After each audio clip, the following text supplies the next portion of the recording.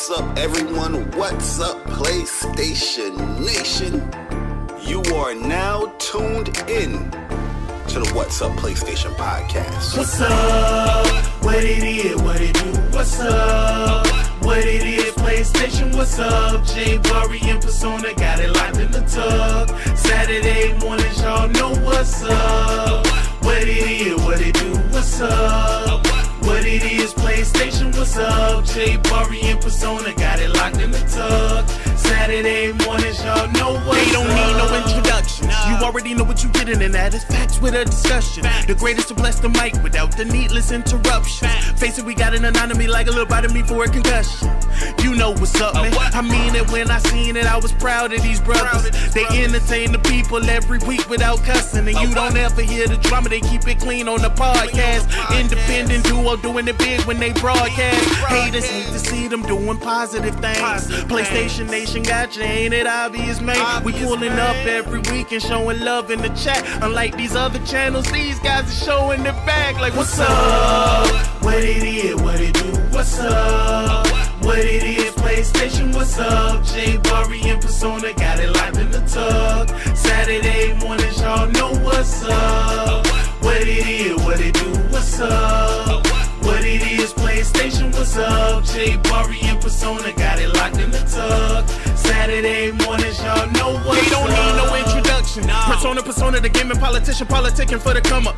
Division and vision require precision, decision that gotta be thought of. The potential is exponential. Gamer credentials is what they brought us. Get caught up. You know, Barry bring the passion when he's speaking from the heart. He the best lisp on YouTube, climbing up the charts. And when Persona speaks, he gon' tear the mic apart. Intellectually, of course, cause you know the boy's smart. They cover the news with integrity, so you know it's a must watch. Ain't no console war, just two brothers being a font. What's up, PlayStation? Got the Saturdays locked. And if you ain't tuning in, you missing out. Get blocked. What's up? What it is? What it do? What's up? What it is? PlayStation. What's up? Jay Burry and Persona got it locked in the tub. Saturday mornings, y'all know what's up. What it is? What it do? What's up? What it is? PlayStation. What's up? Jay Burry and Persona got it locked in the tub. Saturday mornings, y'all know what's up. Yo, listen, man. I really do appreciate everyone that always comes through to rock out with me and Barry, man, on What's Up PlayStation podcast. A podcast by fans for the fans, or by the community for the community, I should say. Listen, man. For me, man, I'm gaming with Persona. If you enjoyed listening, definitely subscribe to this YouTube channel. I'm a PlayStation fan too.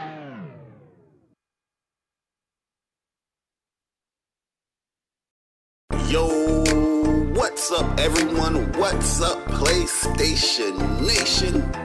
You are now tuned in to the What's Up PlayStation podcast. What's up? What it is? What it do? What's up? What it is? PlayStation. What's up? Jay Burry and Persona got it locked in the tub. Saturday mornings, y'all know what's up. What it is? What it do? What's up? What it is? PlayStation. What's up? Jay Burry and Persona got it locked in the tub. Saturday mornings, y'all know what's up. They don't need no introduction. You already know what you're getting, and that is facts with a discussion. The greatest to bless the mic without the needless interruptions. Face it, we got an anatomy like a little bite of me for a concussion. You know what's up, man. I mean it when I seen it. I was proud of these brothers. They entertain the people every week without cussing, and you don't ever hear the drama. They keep it clean on the podcast. Independent duo doing it big when they broadcast. Haters hate to see them doing positive things. PlayStation Nation got you, ain't it obvious, man? We pulling up every week and showing love in the chat. Unlike these other channels, these guys are showing it back. Like, what's up? What it is? What it do? What's up? What it is? PlayStation. What's up? Jay Burry and Persona got it locked in the tub. Saturday mornings, y'all know what's up. What it is? What it do? What's up? What it is? PlayStation. What's up? Jay Burry and Persona got it locked in the tub. Saturday mornings, y'all know what's up. They don't need no introduction. Persona, the gaming politician, politicking for the come up.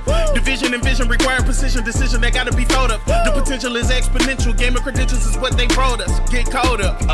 You know, Bari bring the passion when he's speaking from the heart. He the best lisp on YouTube, climbing up the charts. And when Persona speaks, he gon' tear the mic apart. Intellectually, of course, cause you know the boy's smart. They cover the news with integrity, so you know it's a must watch. Ain't no console war, just two brothers being a font.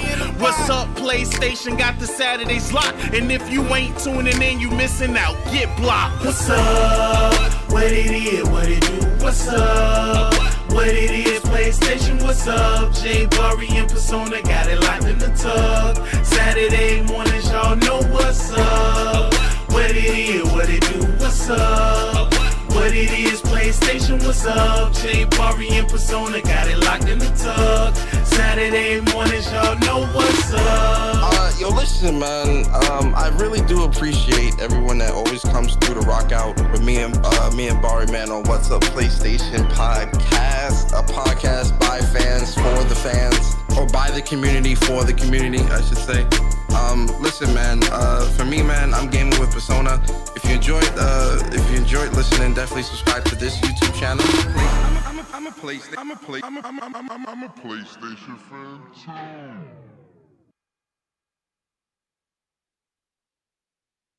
Yo, what's up, everyone? What's up, PlayStation Nation? You are now tuned in to the What's Up PlayStation Podcast. What's up? What it is, what it do? What's up? What it is, PlayStation, what's up? J Bari and Persona got it locked in the tub. Saturday mornings, y'all know what's up. What it is, what it do? What's up? What it is, PlayStation, what's up? J Bari and Persona got it locked in the tub. Saturday mornings, y'all know what's up. They don't need no introduction. You already know what you getting, and that is facts with a discussion. The greatest to bless the mic without the needless interruption. Face it, we got an anatomy like a little bite of me for a concussion. You know what's up, man. I mean it when I seen it, I was proud of these brothers. They entertain the people every week without cussing. And you don't ever hear the drama, they keep it clean on the podcast. Independent duo doing it big when they broadcast. Haters need to see them doing positive things. PlayStation Nation got you, ain't it obvious, man? We pulling up every week and showing love in the chat. Unlike these other channels, these guys are showing their back. Like, what's up? What it is, what it do? What's up? What it is, PlayStation, what's up? J Bari and Persona got it locked in the tub. Saturday mornings, y'all know what's up. What it is, what it do? What's up?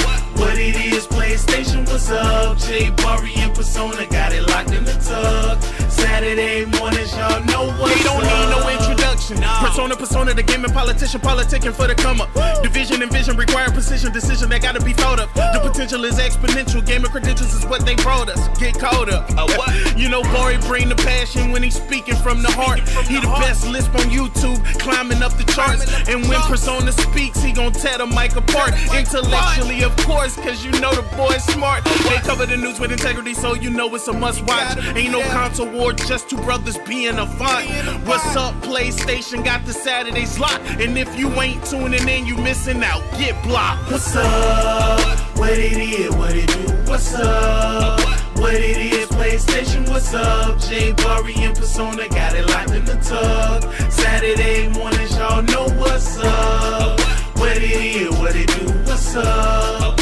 What it is, PlayStation, what's up? J Bari and Persona got it locked in the tub. Saturday mornings, y'all know what's up. Yo, listen, man. I really do appreciate everyone that always comes through to rock out with me and Bari, man, on What's Up PlayStation Podcast, a podcast by fans for the fans, or by the community for the community, I should say. Listen, man. For me, man, I'm gaming with Persona. If you enjoyed listening, definitely subscribe to this YouTube channel. I'm a PlayStation fan too.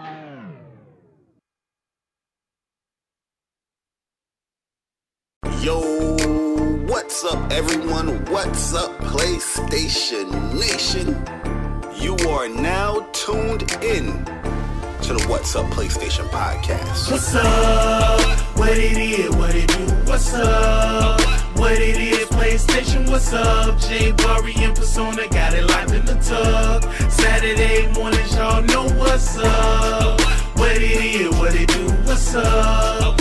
What it is, PlayStation, what's up? Jay Burry and Persona got it locked in the tub. Saturday mornings, y'all know what's up. They don't need no introduction. You already know what you're getting, and that is facts with a discussion. The greatest to bless the mic without the needless interruption. Face it, we got an anatomy like a little bite of me for a concussion. You know what's up, man. I mean it when I seen it. I was proud of these brothers. They entertain the people every week without cussing, and you don't ever hear the drama. They keep it.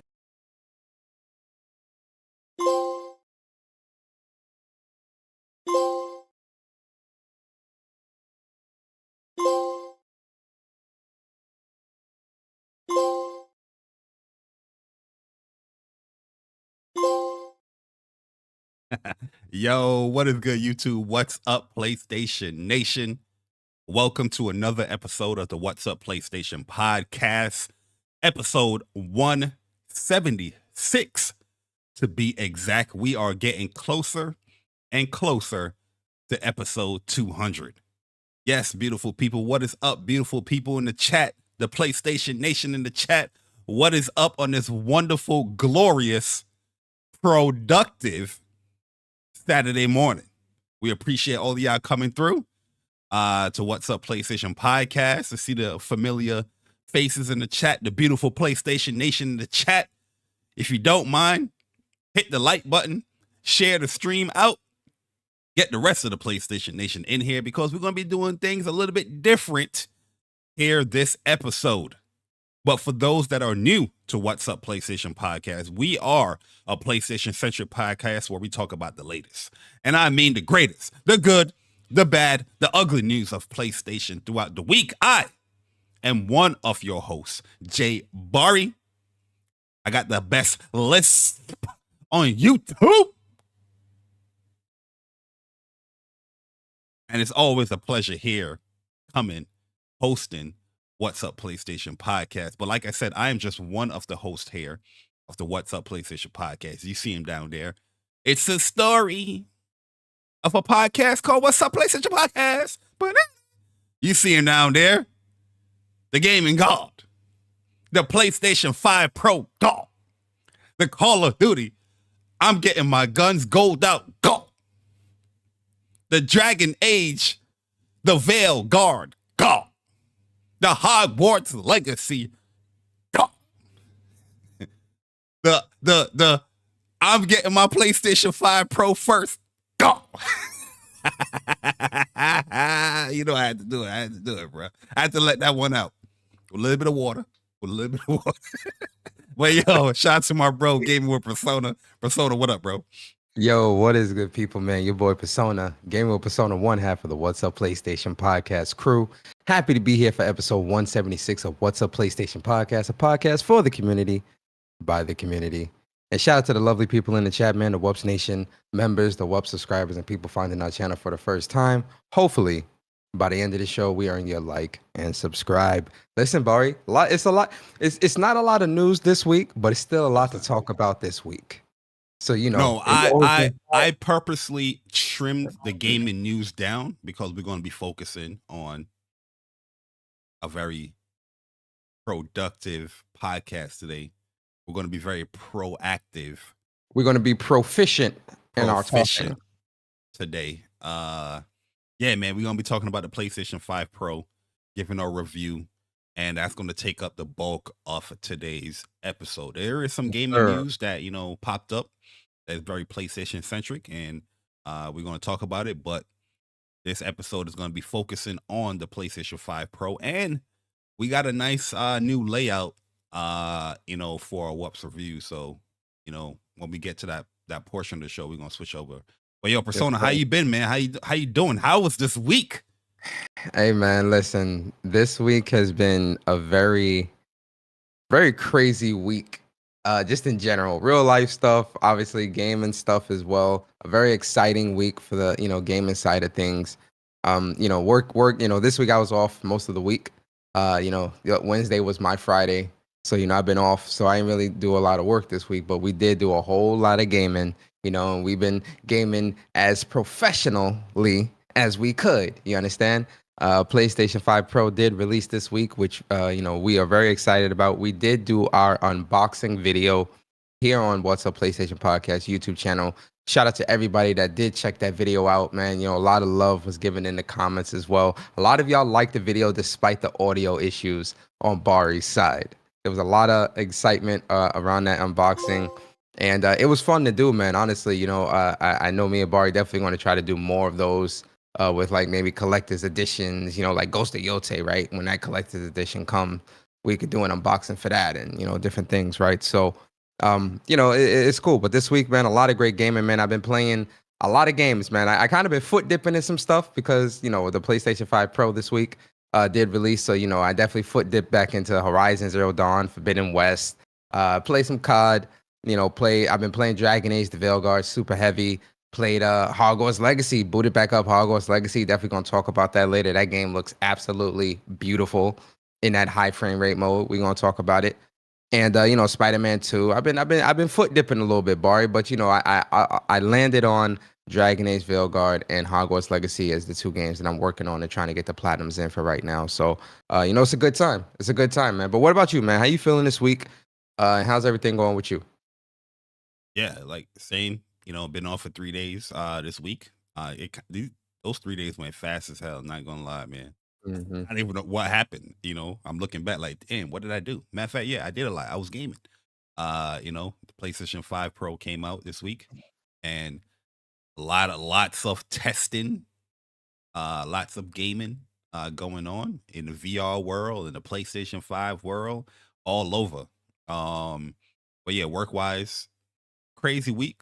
Summing up closing and then having vacation right there. So, have to make sure everything is right and precise and sent over properly before I went over on vacation. But yeah, also want to say this, man. We got some heartbreaking news. RIP to Tony Todd. Yeah. Found out that he passed away. I think it was this yesterday. Yesterday, yeah, we got the news yesterday night. Yeah, man. Very very, sad. very sad to see Tony Todd passed away, man. He had an amazing career, came to acting and voice acting. And is more notably known for like the Candyman, but he was a part of a lot of movies, The Rock, the Final Destination movies. I could go on. And then, when it came to video games or just voice acting, he was a part of a lot of the Marvel stuff. I think he was no, he was in the DC joint. He was Flash. He was no Zoom. He was Zoom. Yeah, he was Zoom, and he was Darkseid, as Mhm. well. And then his recent voice Venom. acting was Venom in Spider-Man 2. Yeah. So yeah, that was a shocker. Seeing it, I think I heard that he was like sick or something. I don't know what it was specifically that was wrong with him, but I know that he wasn't in the best of health. But yeah, it's just sad to see somebody like that, pass away. I think we all have like just memories of seeing him in whatever movie, especially Candyman. Yeah, Candyman is like, his one of his most iconic roles. I remember seeing that when I was young. Scared the hell out of me, man. Mhm. Candyman definitely scared the hell out of me when I was a kid. But He was in the Scream movies too. In Scream, yeah. Always that guy, that have that Mhm. ominous type of vibes to him. But yeah, just RIP Tony Todd. You definitely be missed. And I know he was cooking up some future stuff that we probably won't be able to see anymore. But that was a heartbreaker, man. RIP Tony Todd for real. We put the flowers in the chat for Tony Todd, man, because just gaming wise, he did a wonderful job as Venom. I mean, very Yeah. authentic, voiceover for. Yeah, he did. I agree. R.I.P. man. Tony Todd, man. Absolutely, man. But yeah, it's been a crazy busy week within the PlayStation side. Like I said, this episode is going to be a little bit different because I purposely cut a lot of news out. Because we're going to be talking for the most part about the PlayStation 5 Pro. Me and Persona, we got the PlayStation 5 Pro. We did do an unboxing video. That was my bad on my end when it came to some of the audio, because the funny thing, you ever like remind yourself to do something, and then when you're actually doing it, it's like, oh, you forgot to do it. I said it in my head. I was like, oh yeah, let me up my noise gate because I'm gonna be more further away. Cause this is a dynamic mic, so you got to be kind of like up close to it. And doing the unboxing, I was pretty far away. I was like pretty far away from the mic, so it was picking up on certain things, not certain things, and certain words that I say because I got a list is gonna just cut out. Yeah, that was my bad on my end for that, but people still enjoyed that and appreciate the video. Yeah, a So lot of love. we'll definitely clean it up. The next one that we eventually do is definitely going to be more. It's going to be better for sure. You learn from those little mistakes sometimes. I was just too hyped. We build it as we fly, Barry. We building it as we fly. So I was too hyped, and I had too much time on my hand because I was waiting for Persona to get his Pro. Since you want to take a shot. Yeah, I remember last time Persona was like, well, it is closing out just randomly. He ain't even had to say that. But now because he said it, now he gonna get this shin kick. I'm gonna get this work. Yeah, it's all good. Listen, I'm gonna take my L hand. I'm gonna give Barry his flowers because typically Barry doesn't get his packages, especially from UPS, early in the day like I do. And typically, I get my UPS packages like between 11 and 12:30. Right? Lately, I've getting them earlier, not as early as you because I go down my lunchtime and I just pull up on the UPS guy because he's mad cool, man. Yeah. But yeah, typically Persona would get his stuff way. Now, here's the thing, my normal guy, Hispanic guy, he know, so he be on it. I got this new guy now that's delivering, Jamaican guy. I'm like, yo, brother, we from the same place, brother. Let's vibe out here, right? So he brown skin? Yeah, he brown skin. Yeah. Skinny? Nah, he little. Oh, nah, he's not the same dude. Nah, he not big. He not like a big dude. He's fit. He's fit. Nah, my guy, he's skinny, lanky. Oh, no, not lanky. He not lanky. So I was like, yo, and UPS now it shows you where the truck is. When you got premium, it show you where the truck is on the map, man. And the man is right across the street. So I was like, listen, I said, hold up, I'm going out there, man. I ain't trying to miss this. So went out there, I got my package, and we were good, man. It was maybe 12:45. I got mine. Yeah, man. Yo, welcome everyone that came through. If you don't mind, hit the like button, share the stream out. Like I said, we're gonna be focusing on the PlayStation 5 Pro this episode. We do have some gaming news that we're gonna be talking about, but mainly we're gonna be talking about the Pro, giving our in-depth review. I mean, me and Persona been gaming on this thing hardcore. This thing been on all morning, all day yesterday, Thursday, all day, all night. We're going to be talking about our experience and everything about the PlayStation 5 Pro. I tried out some VR games last night and this morning, and we're going to be talking about that as well. But appreciate Cyber Dragon with the $20 donation, man. Appreciate it, man. Where he says, good morning chat, mods, and the What's Up PlayStation podcast. I must proclaim that the PlayStation 5 Pro is producing proficient gaming professionally. Bars. I like that. Bars. Y'all like that, yo. That's an actual dope line. You know what I mean? So shout out to Cyber Dragon, man. We appreciate it. And we appreciate everyone here in the chat, man. Once again, put your flowers in the chat for Tony Todd. You know what I mean? That was a heartbreaker.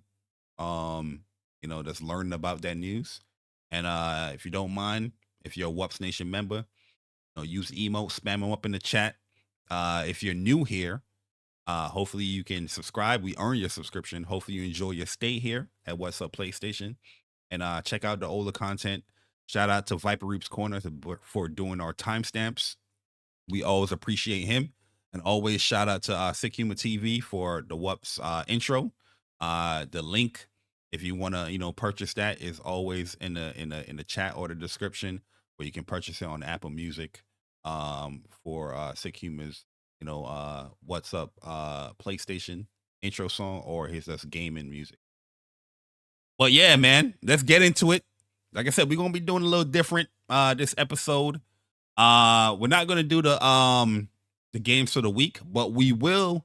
Matter of fact, we'll save the spotlight as well, because I'm pretty sure the spotlight is gonna align itself with the PlayStation 5 Pro. Yeah, I think it will.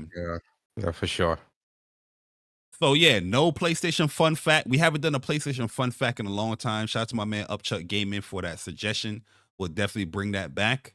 And as far as the PlayStation, the new segment, as far as the PlayStation feedback, I feel like that'll play into the Pro as well. I feel like exactly, yes. Yeah, I definitely So think that'll play into the Pro. let's get into the news, Persona. We're getting into the news, and let's pop that bronze trophy. Getting into the news. And the first bit of news that we have here is the player's choice. The vote for October 2024 best new game. And I like to play around with this because I like to see the live reaction and what Persona is going to vote for when it comes to this, and you, the chat, as well. So I personally did not vote. I waited until What's Up PlayStation podcast before I did my vote. But if you know me like I know you, and I know Persona like he know me, and I know the chat like you know Persona, and the chat know Persona like he knows me, you know what I'm voting for. But what are you voting for? Here's the list. PlayStation choice. October's best new game. The Quiet Place, A Road Ahead. Call of Duty Black Ops 6. Well, why are you quiet, Persona? Ain't that your choice? Hell no. Absolutely not. Dragon Age The Veilguard. Dragon Ball Sparking Zero. Fear the Spotlight. Metaphor Refantazio. Neva. Phasmophobia. Silent Hill came out October, no? Yeah. Oh, no, yeah, I'm right. Yo, no cap. I was thinking November, and I know this is October. Yeah, it's October. My bad, y'all. I'm getting old.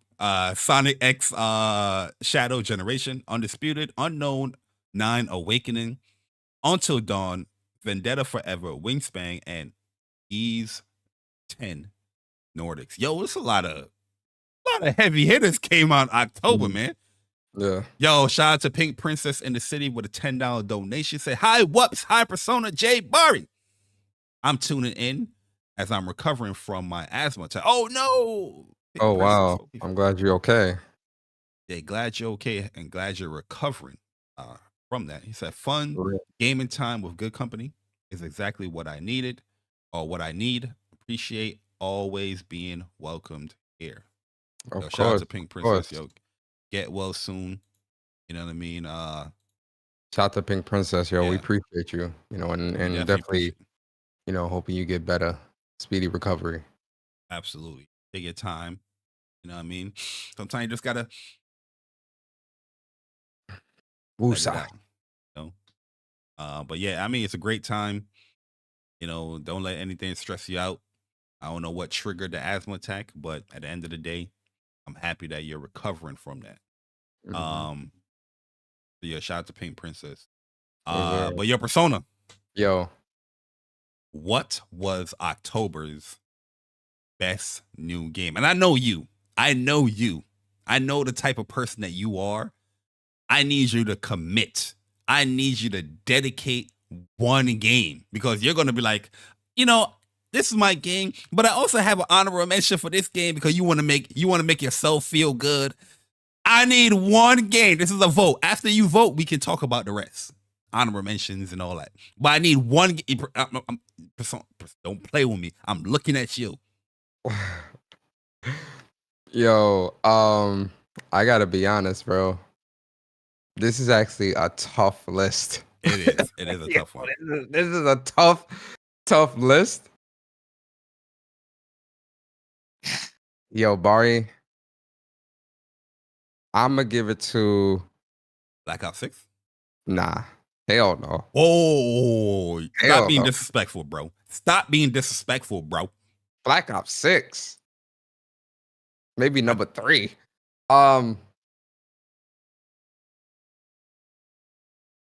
just because I've been playing it a little bit more, and I'm really digging the story, the world, the characters. I might have to say Dragon Age: The Veilguard, man. And it's recent in my mind. I've been playing it a lot. I got like almost 20 hours in the game. I'm really loving the exploration, the combat, the builds of your characters, and how you can do. The story has pulled me in so far with like everything that's going on.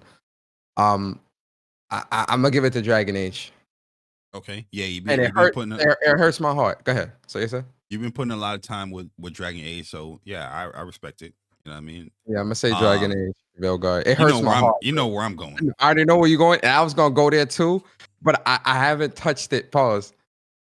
Since it released, I only played it a little bit after it released, and I didn't really like play too much after the fact because, like, everything else. So that's the only reason I ain't pick it. But it's like right there next to Dragon Age for me too. But I already know what you're picking. Go ahead. Ys Nordics, man. Ys 10 Nordics is what I'm picking. This new adventure for adult. Very, very fun. The story is getting crazy. Yo, one thing I love about the Ys games is the mystery behind the area that you're a part of, or you're exploring, and you get each bit every chapter. Where some chapters you be assuming, and then you're just totally off. Some of the stuff is very predictable, just to be honest with you, but it's still a good punch as far as story. But yeah, they're nailing it here with Ys 10 Nordics. I like Karja, dope character. Adol definitely been more vocal, in the last Ys games. But yeah, the timeline as far as where the story takes place, I like it, and the area I like it. The ship battle stuff, I feel like that is like, it's good, leaning to like average, but it's comparable. But yeah, once you get on land and you're doing that combat, the duo mode, the special attacks, the way how they change up some of the flash step, garden, perfect garden, very, very fun game, man. So I'm personally giving it to Ys. So all right, we voting here, right? Mm-hmm. What game now, Persona, do you think is going to win the month of October? Black Ops 6. Black Ops 6. Yeah. Black I Ops agree. 6. I agree. Yeah. I think Black Ops 6 is definitely going to win it. Black Ops 6 is a very good game, y'all. Yes, It has its little, issues here and there, which they are tweaking, and they are listening to a lot of the feedback. So big shout out to Treyarch on that. They definitely fixed a lot of the issues that I had with the game, and you could tell that they're listening to feedback, because there are issues in this game that I haven't heard nobody really say, other than a stream here or there, or a video that I made, or a tweet, and they actually adjusting that stuff. I'm not saying that they listen to me specifically, or you, Persona, but they're definitely adjusting that stuff. But yeah. Big shout out to Treyarch, man, as far as like just tweaking things. The spawn's still crazy though. There they are. The recon, they tweaking that. They tweaked it more. Now it's down to a second. I think it needs to be removed entirely. But I haven't really played it since they did that tweak to kind of see how effective that is. But no, yeah, I mean, if I had to do like a top 3 off this list, it would be Dragon Age, Ys 10, and I would say Call of Duty Black Ops 6. That would be like top 3 for me. And for me, I would say top 3: Ys, Metaphor, Sparking Zero. For me, okay. Sparking Zero, I haven't played Sparking Zero like a week, but I feel like I'm getting better at the game. Once they do that whole rage quit shit, that's when I'm gonna be on this. But the only thing about Black Ops 6, the reason I put it there is because the last couple Call of Duties haven't been good to me. Fundamental wise, they've been lacking. They just haven't really been games that I care to put too much time into. So with Black Ops 6, with it being, even with its problems, I still find myself wanting to come back and play. Which is a good sign. Because, it has a good gameplay loop. Yeah, it has a good gameplay loop. I'm golding out the guns. I'm actually prestiging, right? That's very old school for me. I haven't really prestiged in a COD in years. So the fact that I'm prestiging again and doing all that stuff, I'll put Black Ops 6 in my top 3. It needed that stuff, because those things give you incentive to continue to play. Like the whole prestige thing that they did since like I think it was like 2019. I didn't like that at all I because didn't like that either. it didn't give you any like incentive. Like, nah, man, I like to work my way up, get that grind, get that challenge. Put yourself in that challenge once again. And then if I want to unlock something, boom, I can unlock something. But yeah, I heard good things about Never. I know that's the yeah, I bought Never, the Gris people. Gris. Yeah, the developers that make Gris, but I didn't play Gris, so I wanted to play Gris, and play through that and then play Never to kind of just see. It was on sale for like $3.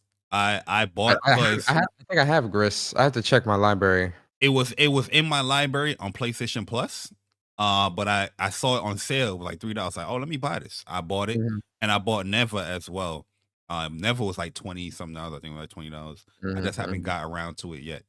Yeah, I want to play Gris and kind of just to see their evolution from Gris to this, to kind of be able to see, okay, this is how they kind of evolve. So I'll get to those at some point. Until Dawn is definitely one of my. I love this game. I haven't played the PlayStation 5 version like much yet. I played a little bit of the prologue, or I played the prologue, but I stopped my playthrough because I was going to stream on Halloween, but I ended up canceling. I was in the mood. But yeah, the pro. We getting into that, boys. We getting into that. But I'm doing my vote. Y'all make sure y'all do y'all vote.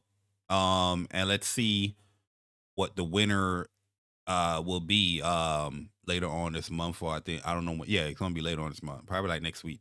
The winner's gonna. Yeah, October's Player's Choice. Your vote counts. Other than the election. No, challenge. Yo. All right, so the next news we got up here is the top PlayStation downloads for October. Persona. Out. Give me the top 3 off the cuff. What do you think? I mean, I'm looking at the list, so it's not fair.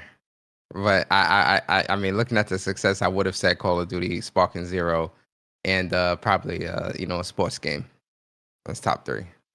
Well, Persona, you're correct. You cheated, but you're still correct. Call of Duty Black Ops 6, the #1 selling game on the PlayStation store. This is the digital versions. No surprise there, though, honestly. Yeah, no surprise. Yo, not surprised, but I am surprised. But I'm not surprised, but I am surprised. But I'm not surprised, but I am surprised that Dragon Ball Sparking Zero is #2. I was going to say like probably top 3, top 5, but #2? Bro. Big. Success of the Tenkaichi series. Everybody was clamoring for this game. I already knew this game was going to do numbers. But the Tenkaichi, what the Tenkaichi series was doing selling wise? We don't know really. This is a big right here, man. #2 on US and EU. Yeah.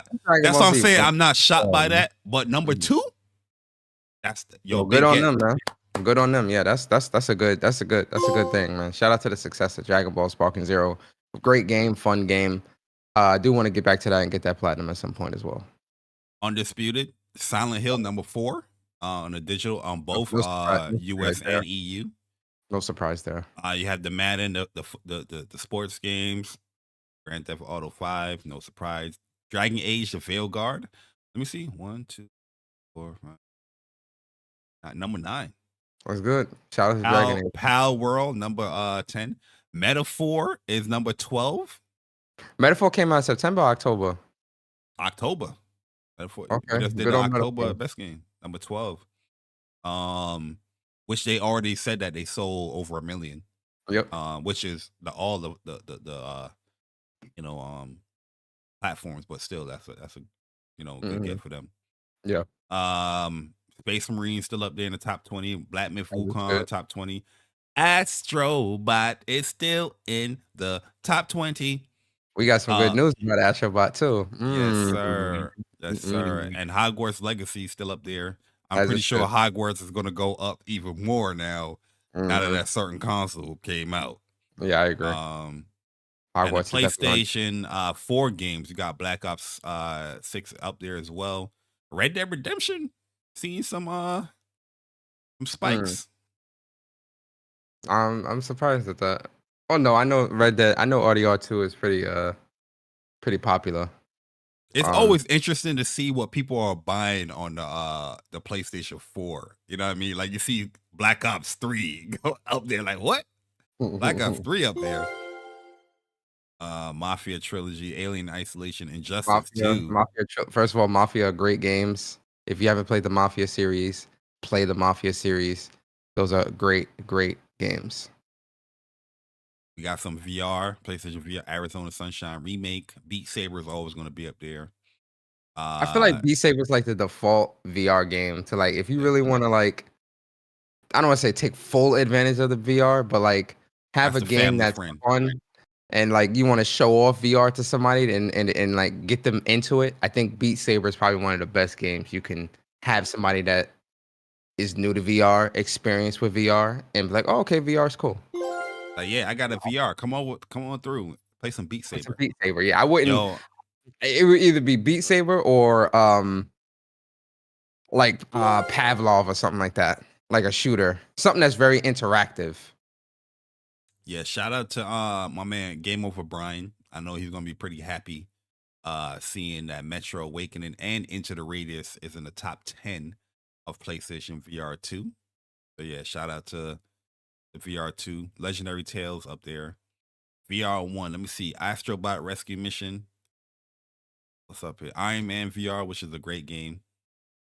But yeah, these are the October top downloads for PlayStation Store. Surprised by any games on this list or No, I'm not. Not surprising. No, I'm not. Looking at the free to play top downloads, that Throne and Liberty game, I've been seeing a couple people, even on my friends list, playing that. And I looked at the gameplay for it. It looked okay. I was just like, maybe I need to see more. But yeah, Throne and Liberty, definitely, a lot of people are definitely playing that right now. Okay. Yo, shout out to my man Damien. Happy birthday to Damien as well. His birthday was on Thursday, PlayStation 5 Pro Day. Sure. Happy birthday, Damien. So big shout out to Damien. Appreciate the 30 months of being a WUPS Nation member. He said, shout out to the PlayStation Nation and the WUPS boys. Got mad love for y'all, for real, for real. The PlayStation 5 Pro is the best console, point blank, period. It's prolific. Yes, sir.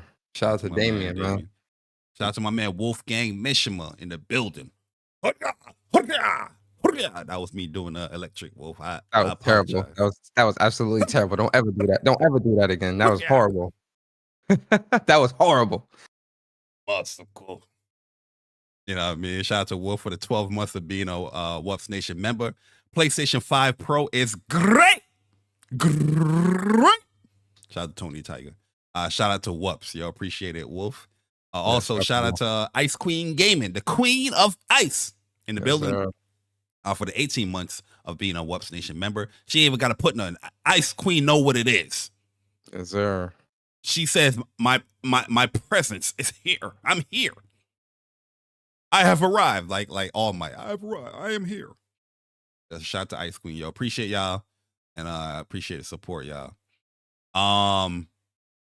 So the next bit of news that we have here are some sales, Persona. Sales, hold on. Wait a second. This is a gaming podcast. We are not businessmen. Yes, Dan. We don't run these $1 trillion companies. Why do we care about the sales? I care about the sales. Go ahead. Actually, this set of news is like multi-layered. There's gonna be a lot of stuff that we're gonna be talking about here. And something that I said, Hiroki Totoki confirmed. Somewhat, or at least listen. PlayStation listens to WUPS. That's all I'm saying. I'm gonna get on my soapbox when Barry gets to that part, and I know Barry knows exactly what I'm talking about with the part that I'm talking about. Listen. Hey, listen, let me shut up. Yo, it's word for word, bar for bar what's been said here on WUPS when it came to our feedback, and this is like years ago. We said this too. This is like late last year. when it came to these multiplayer live service joints. Word for word, bar for bar. Go look at the tapes. The timestamps are there. All right, so we got a bit of news, yo. Shout out to William Aguilar. Shout out to Genki. And also shout out to Zuby Tech as well, where we just got a whole list of stuff here. I'm going to go with William Aguilar at first, but everyone did a wonderful job, streamlining the news here when it pertains to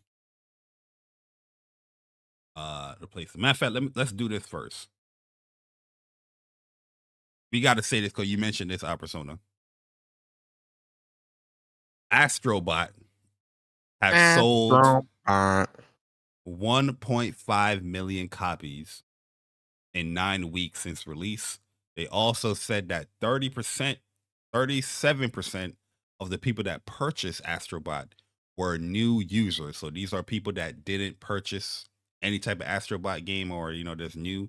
They have purchased 30% of them. 37% of them have purchased Astrobot. So how you feel about that news first? The sales, success?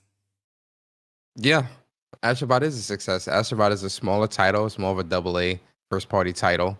And Team Asobi, this being their first game coming out the gate after what happened with Japan Studio. No, this isn't their first game because they made Astro's They made Player Room, the packing game. They made Rescue Mission. Yeah. And this being more of like let me rephrase them. This being more of like a widely adopted within the PlayStation ecosystem game. 1.5 million, I think, is a good sales number for them. And PlayStation's happy. I'm happy to see people playing the game. More people need to go out and buy and play the game, and that's it. It's good. Yeah, I think this is a big success for Astrobot. In 9 weeks, 1.5 million.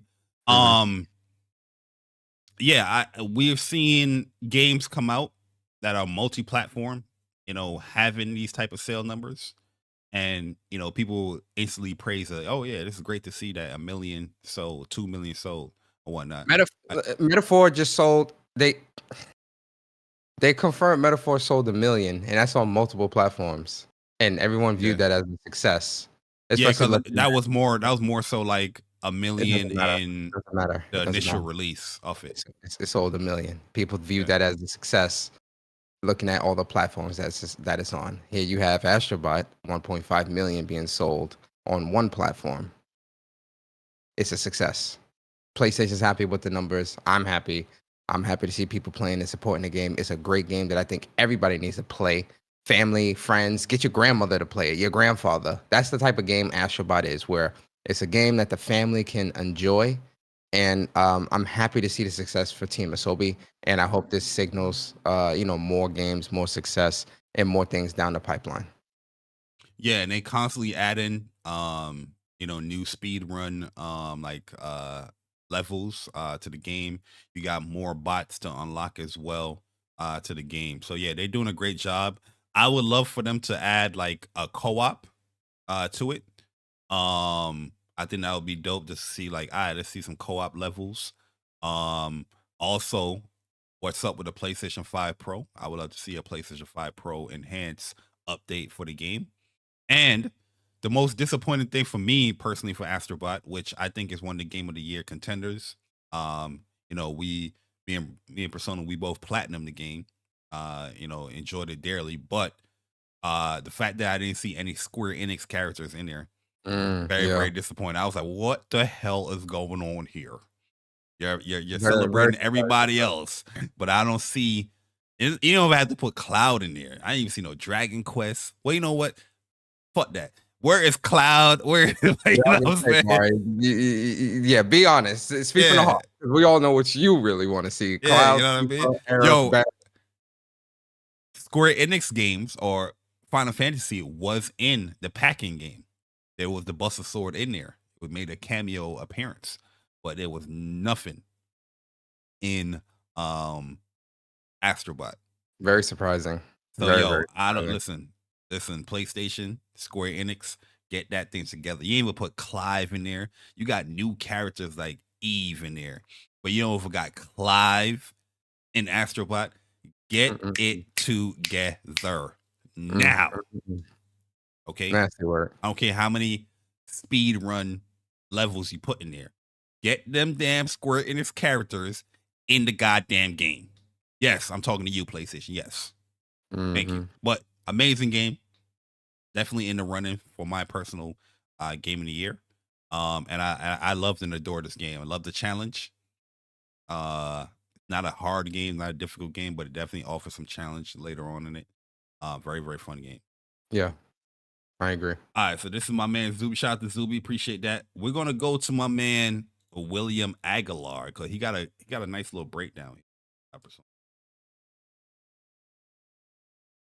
Got a nice little breakdown here. So, PlayStation fiscal year 2024 for this is quarter 2, July to September.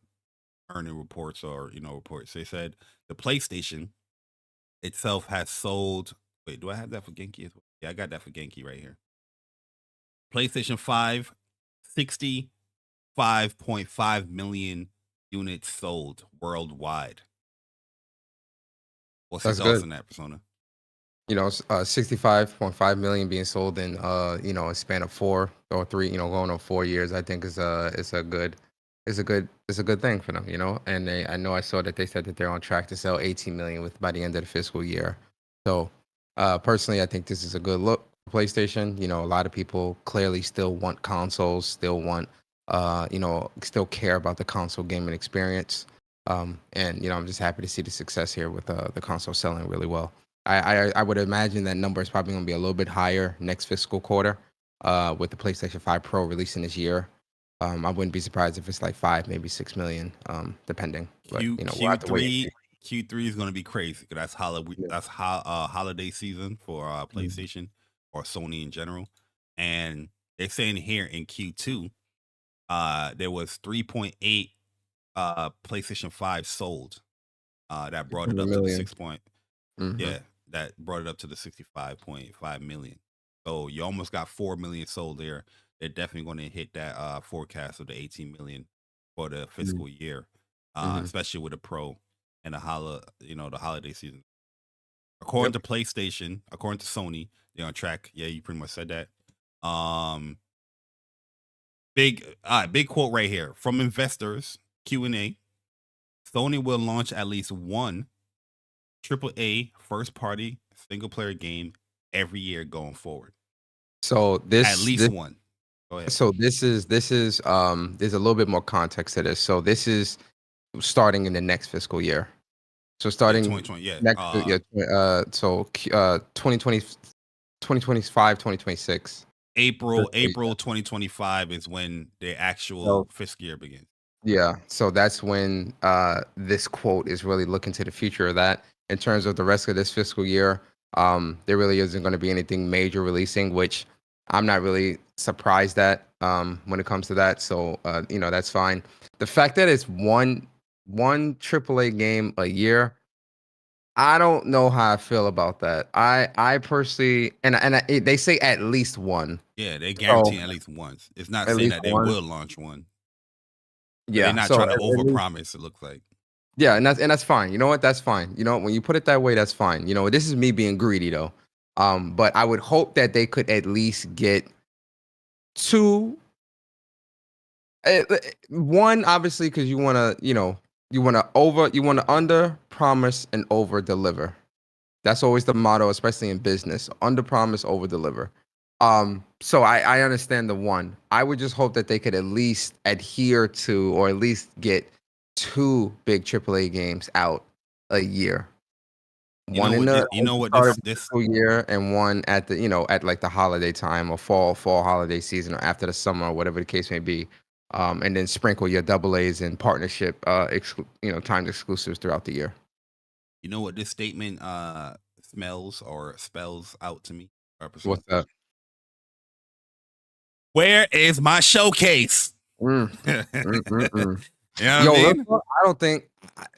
I don't think we're gonna be getting those. I think PlayStation is probably gonna be moving away from those. and Hey, yo, just stick Persona, to I'll it. kick you dead in your shit and say that shit No, again, listen, bro. I listen, Knock it brother. off. Because if the reason why I say that is because we haven't gotten a showcase at all this year. We've gotten mostly state of plays, some longer than others. Pause. But in terms of the showcase, typically a showcase is going to show you the bag of like what's coming the next two year year two, maybe three, depending. Like tease one game that might be like out in a 2027 window or something like that. I just feel like, especially with what they're saying here, with releasing at least one AAA game a year, I don't know if they're really going to dedicate a showcase. If they, I don't know. This is me just spitballing. Here's my full thoughts on this, right? And listen, I'm not saying I'm okay with them not doing showcases. I hope that they do continue to do showcases, show the bag, show a proper roadmap. I'm gonna keep preaching that stuff until the end of time. I stand by that. That's a hill that I'm willing to die on vehemently. So for me personally, I definitely would want to see showcases, even if their games are 2 years out or whatever, or 3 years, or even like 3 years, because they've done this in the past. This isn't things that they weren't doing in the past. These are things that they've historically done. So it's not like the expectation is for them to change what they were normally doing. This is what they were doing. So this is what my full thoughts on this statement. I'm giving the optimistic side, but I also got a pessimistic side as well. I'm happy that they're committing to actually saying something about PlayStation first party single player games. They're committing to a statement saying that they will be delivering at least one each year now, right? They haven't done that I guess since the console launch, when talking about 25 games in develop, you know what I mean? Like we're actually seeing something like that now, which is, it gives me hope that eventually we will get a showcase, because we're now in year 4 of the PlayStation 5. How many more years do you think there's going to be here of the PlayStation 5? You got about 4 or 5 more years. So you're going to have to deliver more than 5 games, right? well, I'm sorry to cut you off, but I also think, just playing around with words here, I think this also might, because the emphasis is on single player, but we know that they're still going to be pushing into their live service and things like that. So I think we might also start to see more of those games, more content from that. Yeah, I'm not saying that. That's what I'm saying. That's my point of getting to. There's going to be more games, even when it just pertains to the single player. There's going to be more than just 5 games if we're expecting 5 more years of the PlayStation 5, right? Yeah. So that's why at least they committing to something. But on the flip side, it's like, damn, yeah, you got like 5 more years. So even if you was just to like, all right, let's live up to our promise of delivering one AAA game, single player game every year, yo, what are these studios doing? You know what I mean? Like, yo, you gotta pump these things out better than that. The proficiency is not there. If you're just releasing one. I'm not saying that they will be releasing one. I'm just saying if they were to default to what they promised as far as releasing one, that's an issue in my end. I agree, But, especially since some of the bigger studios on the PlayStation, there are multiple teams within those studios making multiple games at the same time. So I would hope that PlayStation would. I would hope that they wouldn't just say do one and just do bare minimum. Like, all right, we'll just do one a year because that's what we said and that's what we'll promise and deliver. It's just so strange. These studios are so quiet and like not providing no type of information. The most we keep getting is we're cooking, and I'm like, it's starting to smell burnt. You feel me? Like is it the stove too long? Yeah, is it the oven too long? Oh, too long. Yeah, man, that's just not smell burnt. So I would hope that, I agree with you, where I would hope that PlayStation would deliver more than just one AAA single player game a year. Yeah. I'm fine with 2. I'm fine with 2 to 3. I'm greedy. If you do 3 a year, I'm happy with that. They're not gonna do 3. I don't think they're gonna do 3. We got a year where, matter of fact, you know what? I'm not gonna compare the past. It's different dev cycles now. All right, Yeah, but so- at the end of the day, I don't think this is a bad statement. Is what I'm trying to say. There is some No, stuff that you I can don't pick think so. apart where you can be like, all right, what's going on? But the fact that they committed to something is a plus for me. Mhm. PlayStation 5 game sales are up 12% year over year. Game sales increase are attributed to third party games and massive success of Helldivers and Astrobot. We spoke about Astrobot selling to 1.5 million. They talk about the reviews. PlayStation monthly active users are up 8% at 116 million. This is talking about the significance I of wonder. the. I wonder if that 8% is up. I wonder if that's. I would assume that's also counting the implementation of Steam and PC and having to sign into a PlayStation account on PC now to play some of their games. I wonder if the 8% is also that 116 number is attributed to that because last quarter it was what was it No, like? I think it's up 8% year over year. Last quarter is the same. It's 116. Last year it was at 108. Now it's okay, at okay, all right, 116. okay, never mind. All right, go ahead then.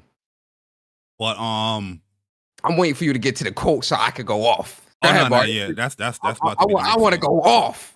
So go ahead. I don't think this has to. Matter of fact, you might be right. Some of it can be attributed to That's what I'm saying. I think some of that is also attributed to the Steam. but I don't think it's as implementation. large. I don't think it's No, large enough to even for them to say anything. They just like, oh, this is 160. no, but I Okay. think that 8% also plays into that though. Yeah, but it's not. I don't think it's large enough. Yep. It's all right. So here's the statement right here, Persona. We got my man Hiroki Totoki. Read the whole statement. I ain't gonna interrupt you. Read the whole statement. Extra lisp. Yes, I sir. need extra lisp on this statement that you No. read, and then I'm gonna go off. Go ahead. Gonna put Go the ahead. list. Oh Go no. ahead. Sony's president, nah, Sony president, COO, and CFO Hiroki Totoki says PlayStation needs to have more detailed checks and gates, such as more user tests to prevent situations like Concord happening again. Quote, we need to repeat those gates more so we could have caught and determine whether that will be accepted by the user or not.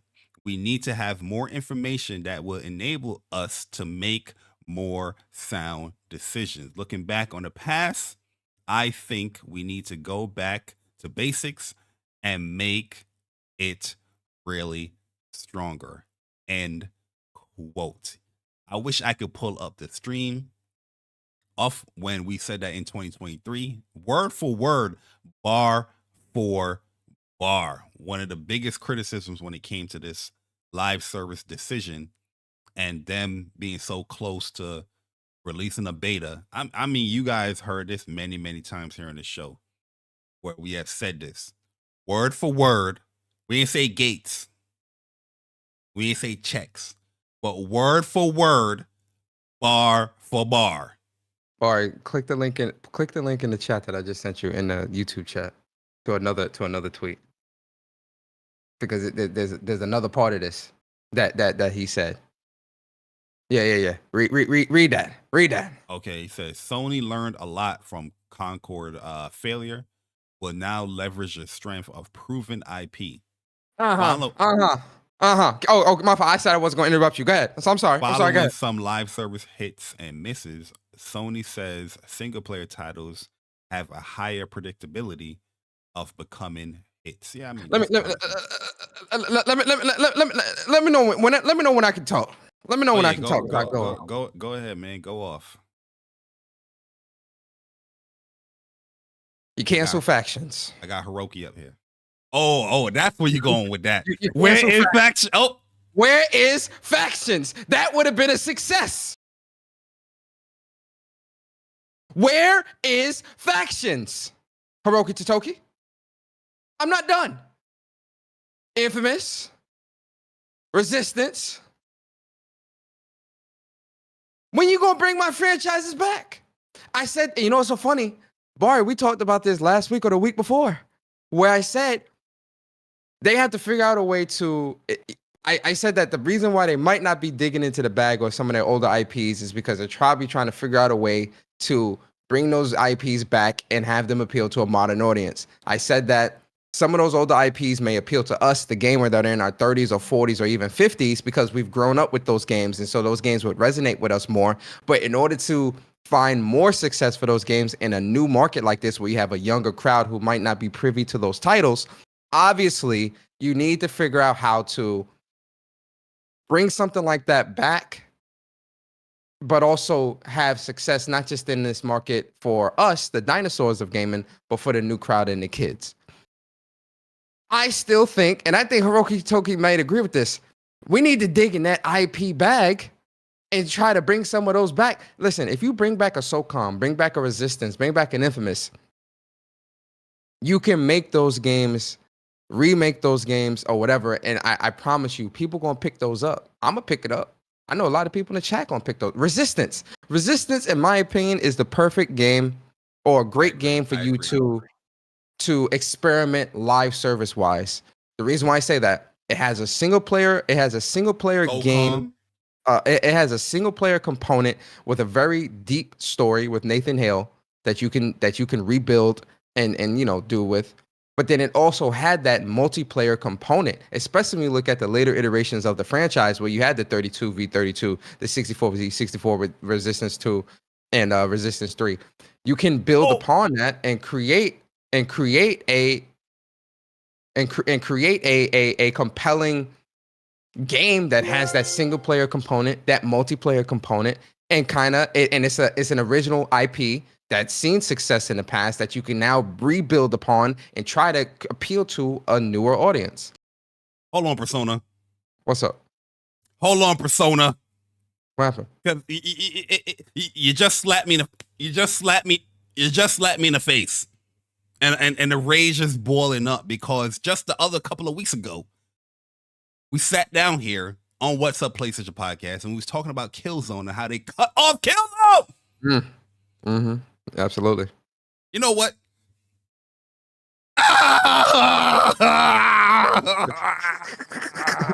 What did you say? You muffled up a little bit. We going Super Saiyan on these motherfuckers because this is going crazy. Okay. You're talking about you're not doing Killzone anymore, but yeah, this statement that you have right here about known IPs and working with that's another perfect game. Killzone, Resistance, the classic quote that everybody clipped you on. Where is faction? SOCOM.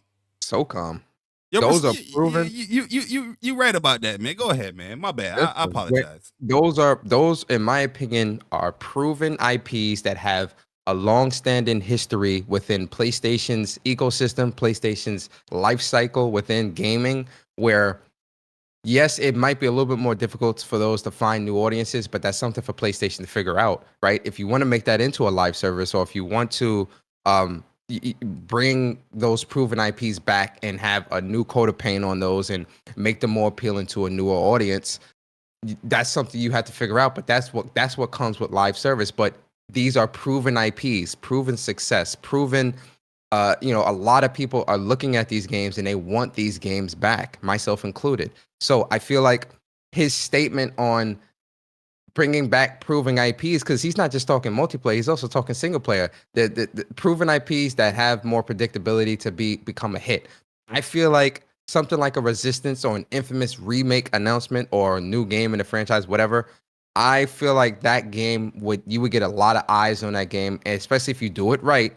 And I can see it seeing immense success.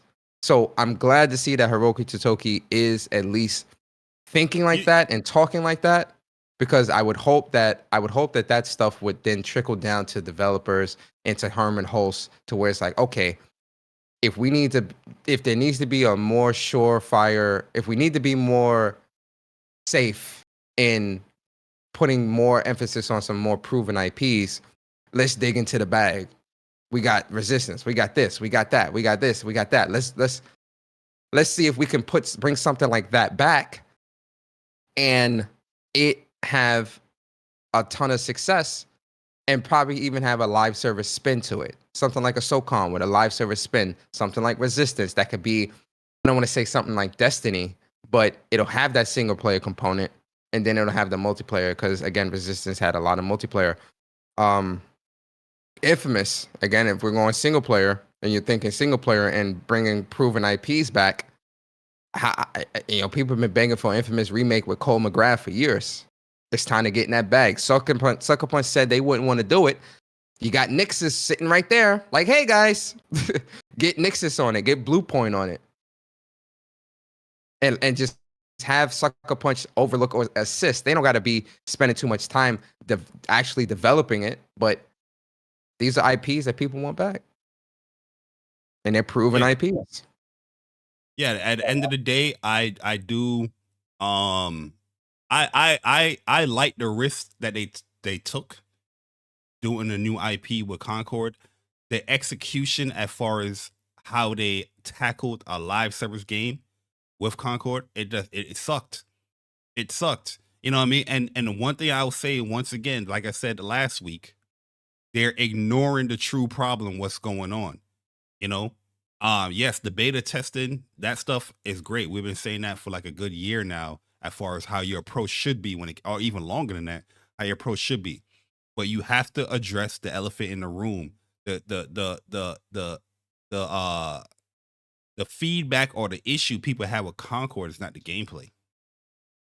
You know, they didn't play the game to know what the gameplay is. Facts. You know, it's more of an assumption. It's things outside of the game. You know, and I feel like they're still not trying to tackle that point, because you can have any existing IP and you can change and you can add certain things that pronouns and all that stuff. People gonna have an issue with that. You got to tackle that. What's your statement on when people are talking about that in your games? Tackle that, address that, let people know what you're going to be doing.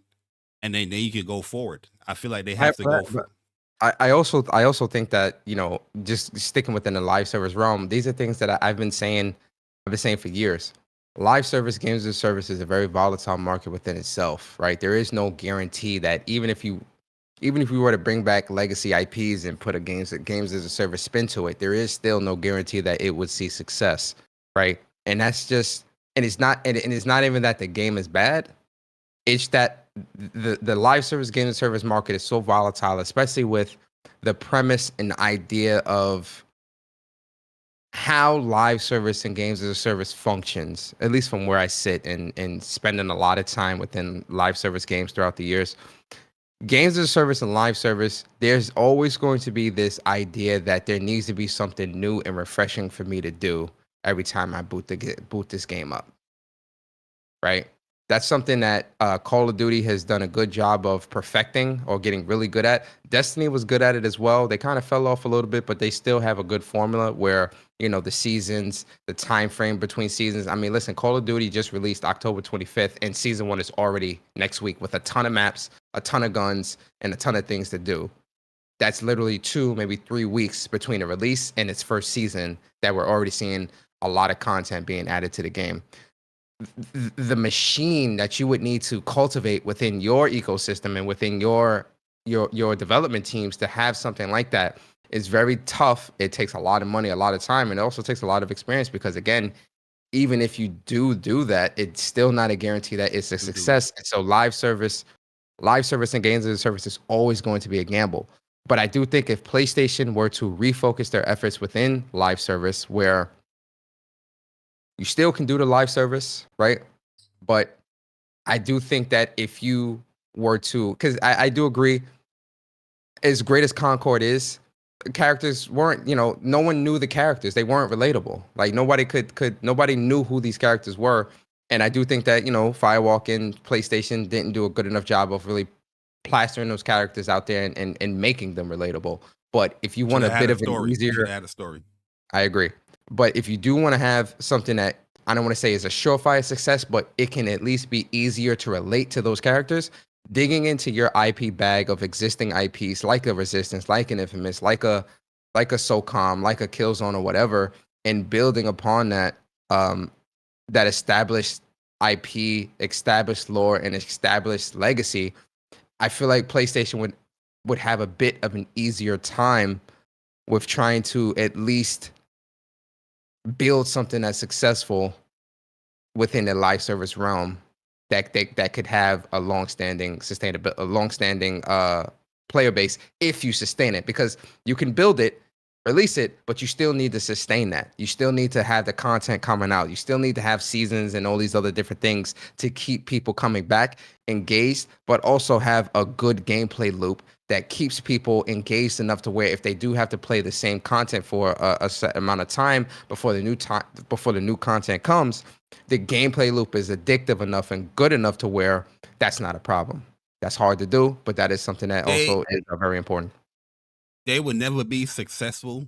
I mean, they had success in live service, but if you want to stay into live service, you're going to have to be you're going to have some thick skin. You're going to have to learn to adjust to feedback. If you're not willing to learn to adjust to feedback, you have no business being a part of live service games. Like I said, Concord, regardless what the feedback is, the fact that it is a live service game, you should adjust around that rather than just cancel it, especially this time. If you adjust around it and nothing hits after 2 months, 3 months, okay, fine. I've seen many live service games that stop after that. It's kind of multi-layered when it comes to Concord because, yeah, there's rumors as far as the investment and how much they put in to make the game and whatnot. But the end of the day is that a live service game is meant to keep players coming in. And if you're not constantly adjusting, listening to feedback, or creating those things to attract people to your game, you have no business being in there. Look at Helldivers. They have their war bonds. They adjust this thing. They add certain guns in there to keep people engaged and coming back, where people was playing Helldivers, Call of Duty. They do the same thing with their seasons.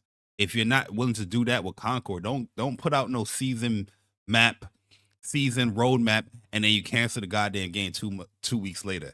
Very disrespectful. You know what I mean? Yeah, I agree. But at the end of the day, I'm actually happy that they are acknowledging the fact that they messed up.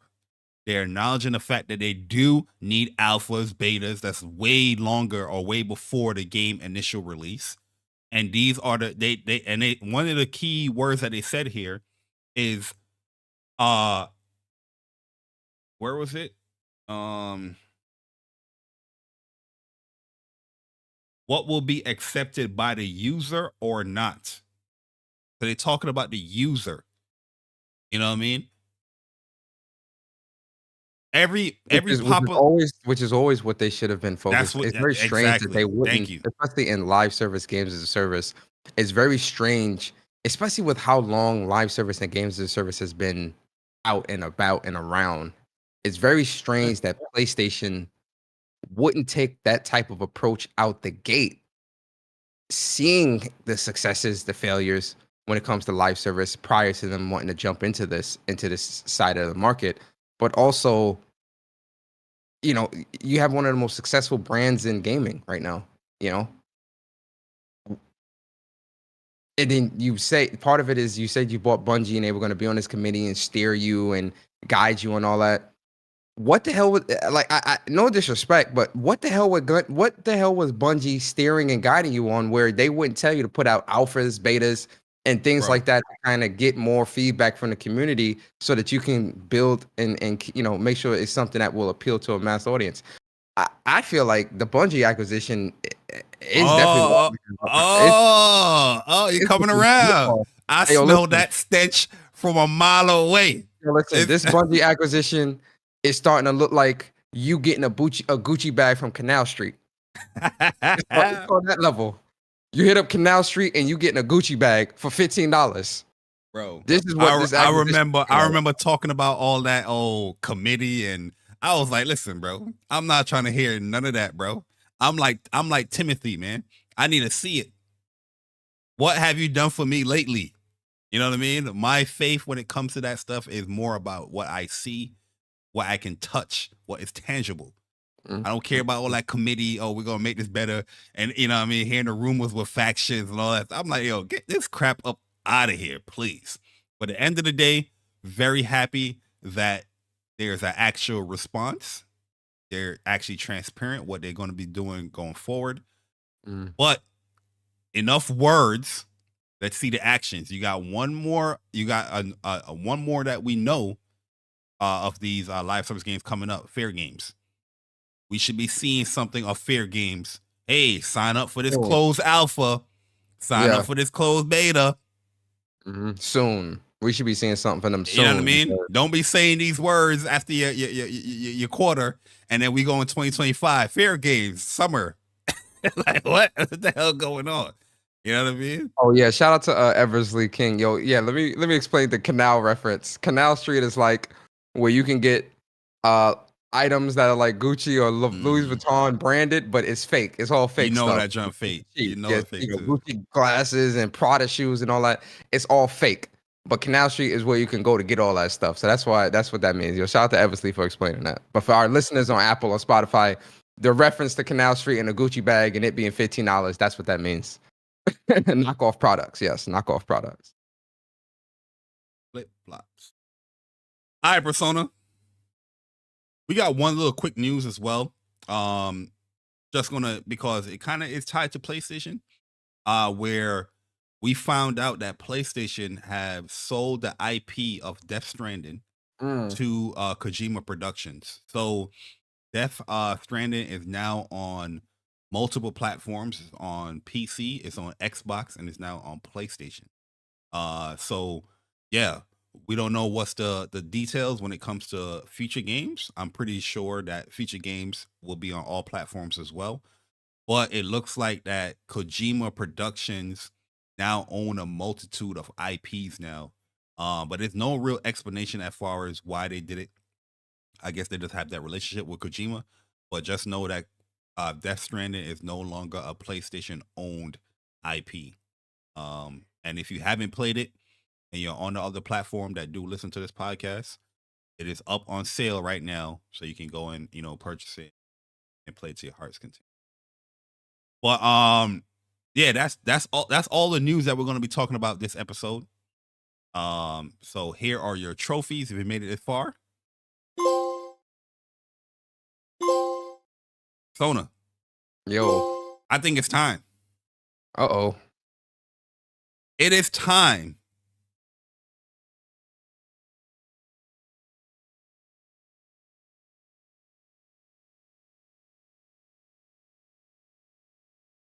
Yeah, that's a light hand.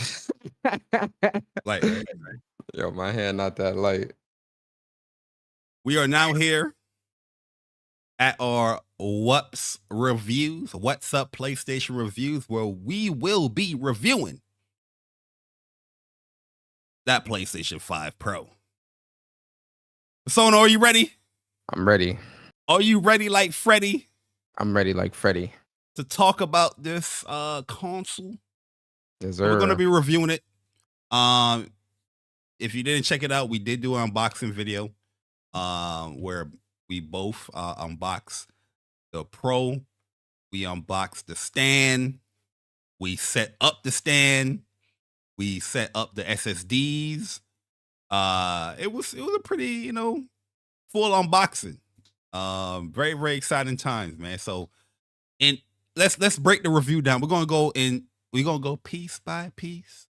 That's for real. Let's talk about just the unboxing process. You know what I mean? Did you enjoy the unboxing? Do you care for unboxings? Talk to me. Yeah, man. So I feel like, the unboxing was pretty standard. One thing that like really caught me by surprise when it came to the PlayStation 5 Pro was the fact that it's such a light box. Like even when I got it from the UPS, I was carrying. I was like, damn, this thing is. You thought it wasn't a console in there, right? You're like, wait, is this the right box? At least some Nike flip flops in this thing. What's going on? So, I that was definitely a very pleasant surprise. When it comes to the unboxing itself, I'm not somebody that's really a stickler for. Oh yeah, it's got to have satin wrapped around it and this and that. Listen, as long as my console is secure in the box from when it's being shipped, where the contents of the box is not being moved around or shifted and could potentially get damaged, I don't care if you wrap this thing up in some saran wrap. You understand? Like as long as it's secure and I'm good, I'm fine. So when it comes to the unboxing itself, I thought it was cool. It was regular. You know, it had the egg carton things on the console and whatnot. It had the standard stuff inside of it. But I did enjoy unboxing it because it was one of those things where I kind of was starting to feel like how we felt back in 2020 when the PS5 dropped, getting this Pro, very exciting, and just unboxing it was just a very fun experience. One thing about PlayStation that I kind of wish they would go back to do, they stopped doing this a while, but remember back during the PS4 generation when you unboxed when you bought a brand new PlayStation and you unboxed it, it came with like 14 days of PlayStation Plus Oh and all yeah, that yeah, stuff. yeah, yeah. They ain't doing none of that no more, bro. I'm like, You see I what they wish doing with PlayStation would go stars? They back ain't to giving away doing that. nothing no more, bro. You Yeah, crazy? it's crazy. So like, I wish they would go back to adding that stuff in the box because that's a cool little thing to get. But the unboxing was regular. Me personally, yeah, I enjoyed the unboxing process, doing it with you. But I am that person that likes the premium experience, and for a premium console, I felt like the box wasn't premium. You know what I mean? Like I feel like the perfect people that nails it is Apple. Like Apple, they do all the Yeah. eco-friendly stuff, but when that thing is tight, it's premium. You know what I mean? You felt like you just purchased a $1,200 phone. The boxing experience, in my opinion, didn't feel like I just unboxed a $700 console, in my opinion. But yeah, if you're not a person that is, wrapped around that stuff, you're gonna be perfectly fine. But for me, I would have loved to get a more premium unboxing experience. But if you didn't check out the unboxing video, definitely go and check it out. Definitely a lot of fun doing all the setups and whatnot. But yeah. So yeah, that's my opinion on unboxing. How about the actual initial setup? Any issues? Did you enjoy it? Was it easy?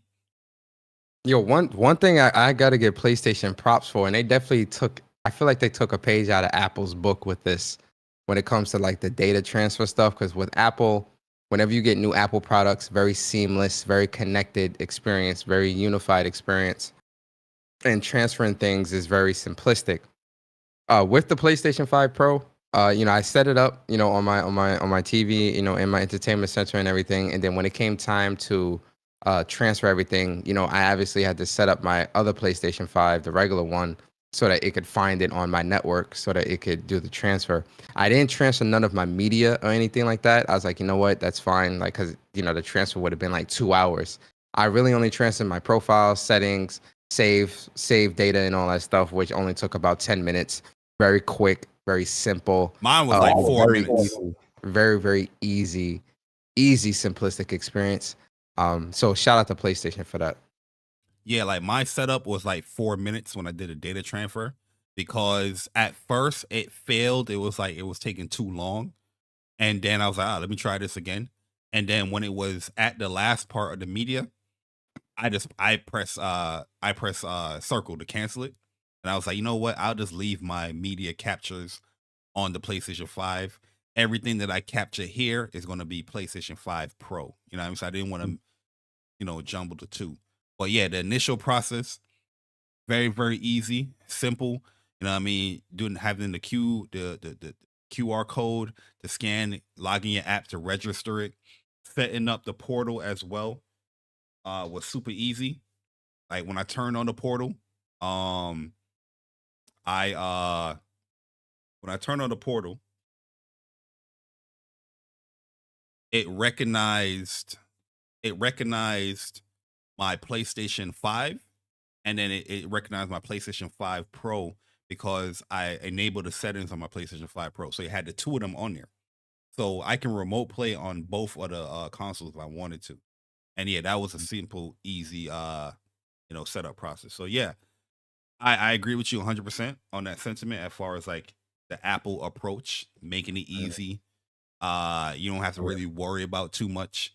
They did a great job doing that. Yeah, I agree. You know, I mean, it's a big shout out to PlayStation on that, man. That's having the profiles and everything on there. My secondary, like, profile wasn't. I didn't actually put that profile on my Pro, so that's my bad. Other than that, all right, man. Persona. Let's talk about the games, man. Let's talk about the games. Matter of fact, before we talk about the games, let's talk about the form factor, the actual console itself. Do you like it? Do you dislike it? Do you like the look? Is it the best looking console ever? Hey, yo, listen. Where do you rank the PlayStation 5 Pro as far as all PlayStation consoles? Hey, yo, listen. Visuals wise, looks. Looking at the OG PS5, this is a day one OG all digital PS5, right, Yes, from sir. 2020. And getting this PlayStation 5 Pro, this PS5 Pro definitely was on that Ozempic or in the gym.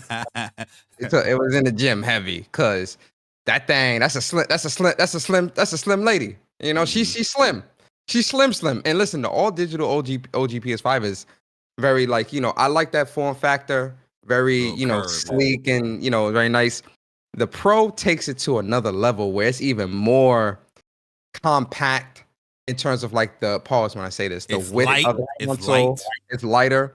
The width of the console itself is much more much more compact.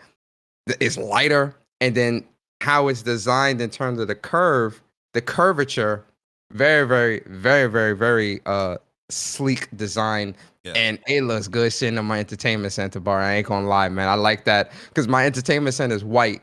And so, like, that white and symmetry is a perfect word. Yeah. As far as this, like, the digital version of how it look. I like how everything is symmetrical, you know? And yeah, I like the look of the PlayStation 5 Pro a lot. I don't like that little indent that it has at the top. You know what I mean? Like the original PlayStation just had the full curve, you know, in the middle, the little black little part.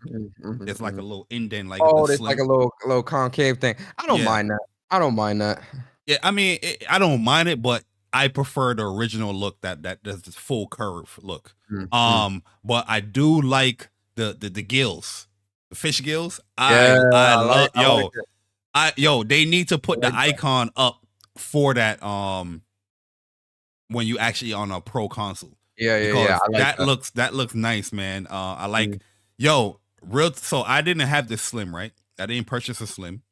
So me purchasing the actual stand was my first time setting that up. And seeing it in person, I like the look of the stand. The metal stand, it got some weight to it. But I like the look at how it looks with the console standing up vertically. One thing I like about the new stand too is it actually hooks into the vents at the bottom. The OG stand, it would, like, there is no hook in the back. It ain't hook in the back, but, like, it's like the back of the console's got, like, this little carved out section where, you know, the stand hooks would go, but it's not necessarily hooking on into anything. It's just in a rested position within that section on the PlayStation 5 OG. On the Pro, or at least with this new stand, with this new stand, it actually hooks into the vents at the bottom, so you know it's secure before you even screw it in. I just like that, just that reassurance of, like, okay, this is the right way that it needs to go. It needs to hook in like this.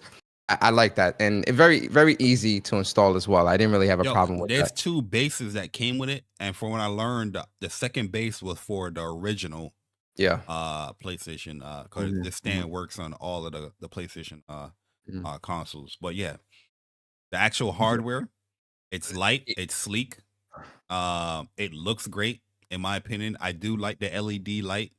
It starts at the bottom rather than on the top, you know. So that looks pretty good. And one thing I do like as well, and this is kind of, I hate to go back to the setup process. I forgot to mention this. How easy it was to just plug in my M2 internal and my external. Oh yeah. Like I didn't have to format anything with that. I just unplugged it. You know, that was my fear. That was my fear. I ain't gonna throw. Yeah, that was my fear too. But even with that, unplugging my M2 SSD from the OG PlayStation and then installing that internally into the new Pro, and then I have all my PS4 games on a 3 terabyte SSD external, Samsung external drive. All that was just plug and play, bro. I plugged everything in. It had to load up and rebuild the database and everything just popped up. I was like, yo, simple, easy, so seamless, man. That good on PlayStation for that, man. Really, really good on PlayStation for making that experience very seamless and very easy. I like that a lot. Very Yeah, plug and so shout out to E-Rex. He brought up another good talking point. The 2 USB-C ports in the front. Mm. So I have mixed feelings about it, and it's more like a personal thing because when I play fighting games, I use a fight stick, and there's no USB-C to USB-C. What does USB-C USB-A. itself? Yeah, USB-A to a fight stick. From So what I know. what I have for that, and this is like just something I've had for a while now. So this Oh, you had the dongle. no, this is a USB-C to US. It's a USB-A connector, and then it's got the USB-C that you plug into. Ah, So got this you. is what I would use You for. need to get one of those. Yeah, it's cheap too. This cost me like $10 from Amazon, but I have like 4 of these because I use some for my computer with like other different connections and things like that. So this is what I use for a USB-A to USB-C. Yo, 'cause I was about to yeah. go on a whole little thing because I was about to Yeah, say okay. like PlayStation, what they need to do, especially when it comes to the Edge controller, they need to have a new braided USB-C to USB-C Edge Mhm. braided controller port cable like this, and to sell more of these separately that came with the Pro. So it's just USB-C to USB-C. But yeah, I was playing Grand Blue just the other day, and I had to plug my fight stick to the back of it. I personally like it in the front. You know what I mean? Because the back is where all the heat and all, yeah, all the heat and all that is coming out. So I don't know, you know what I mean? But Mm. it's just a slight little little gripe. But Yeah. no, I forgot about those little converter things. You're right about all the adapter. Yeah, because I have a couple of them that's also USB-A to USB-C, Okay. and then USB-C to USB-A. So Yeah, I would I gotta buy a couple of them. invest in these for sure. Definitely invest in these. Okay, but I still though, No, I agree. No, I agree. I definitely. they need to I have mean, that braided cable on sale. You know, if there weren't USB-As in the back, I would be a little bit more pissed off about it. But because there's USB-As in the back, I'm But not that. my USB-As are being used. I got my external for my PlayStation 4 and then the dongle for the Edge. I mean not the Edge, the H9s. Yeah, You know? yeah. So Yeah. when I play when I'm the fights that I have, so when I was playing Grand Blue, I didn't use my H9s because I had to take out the dongle. What I'm saying. It's like Yeah, a small little gripe.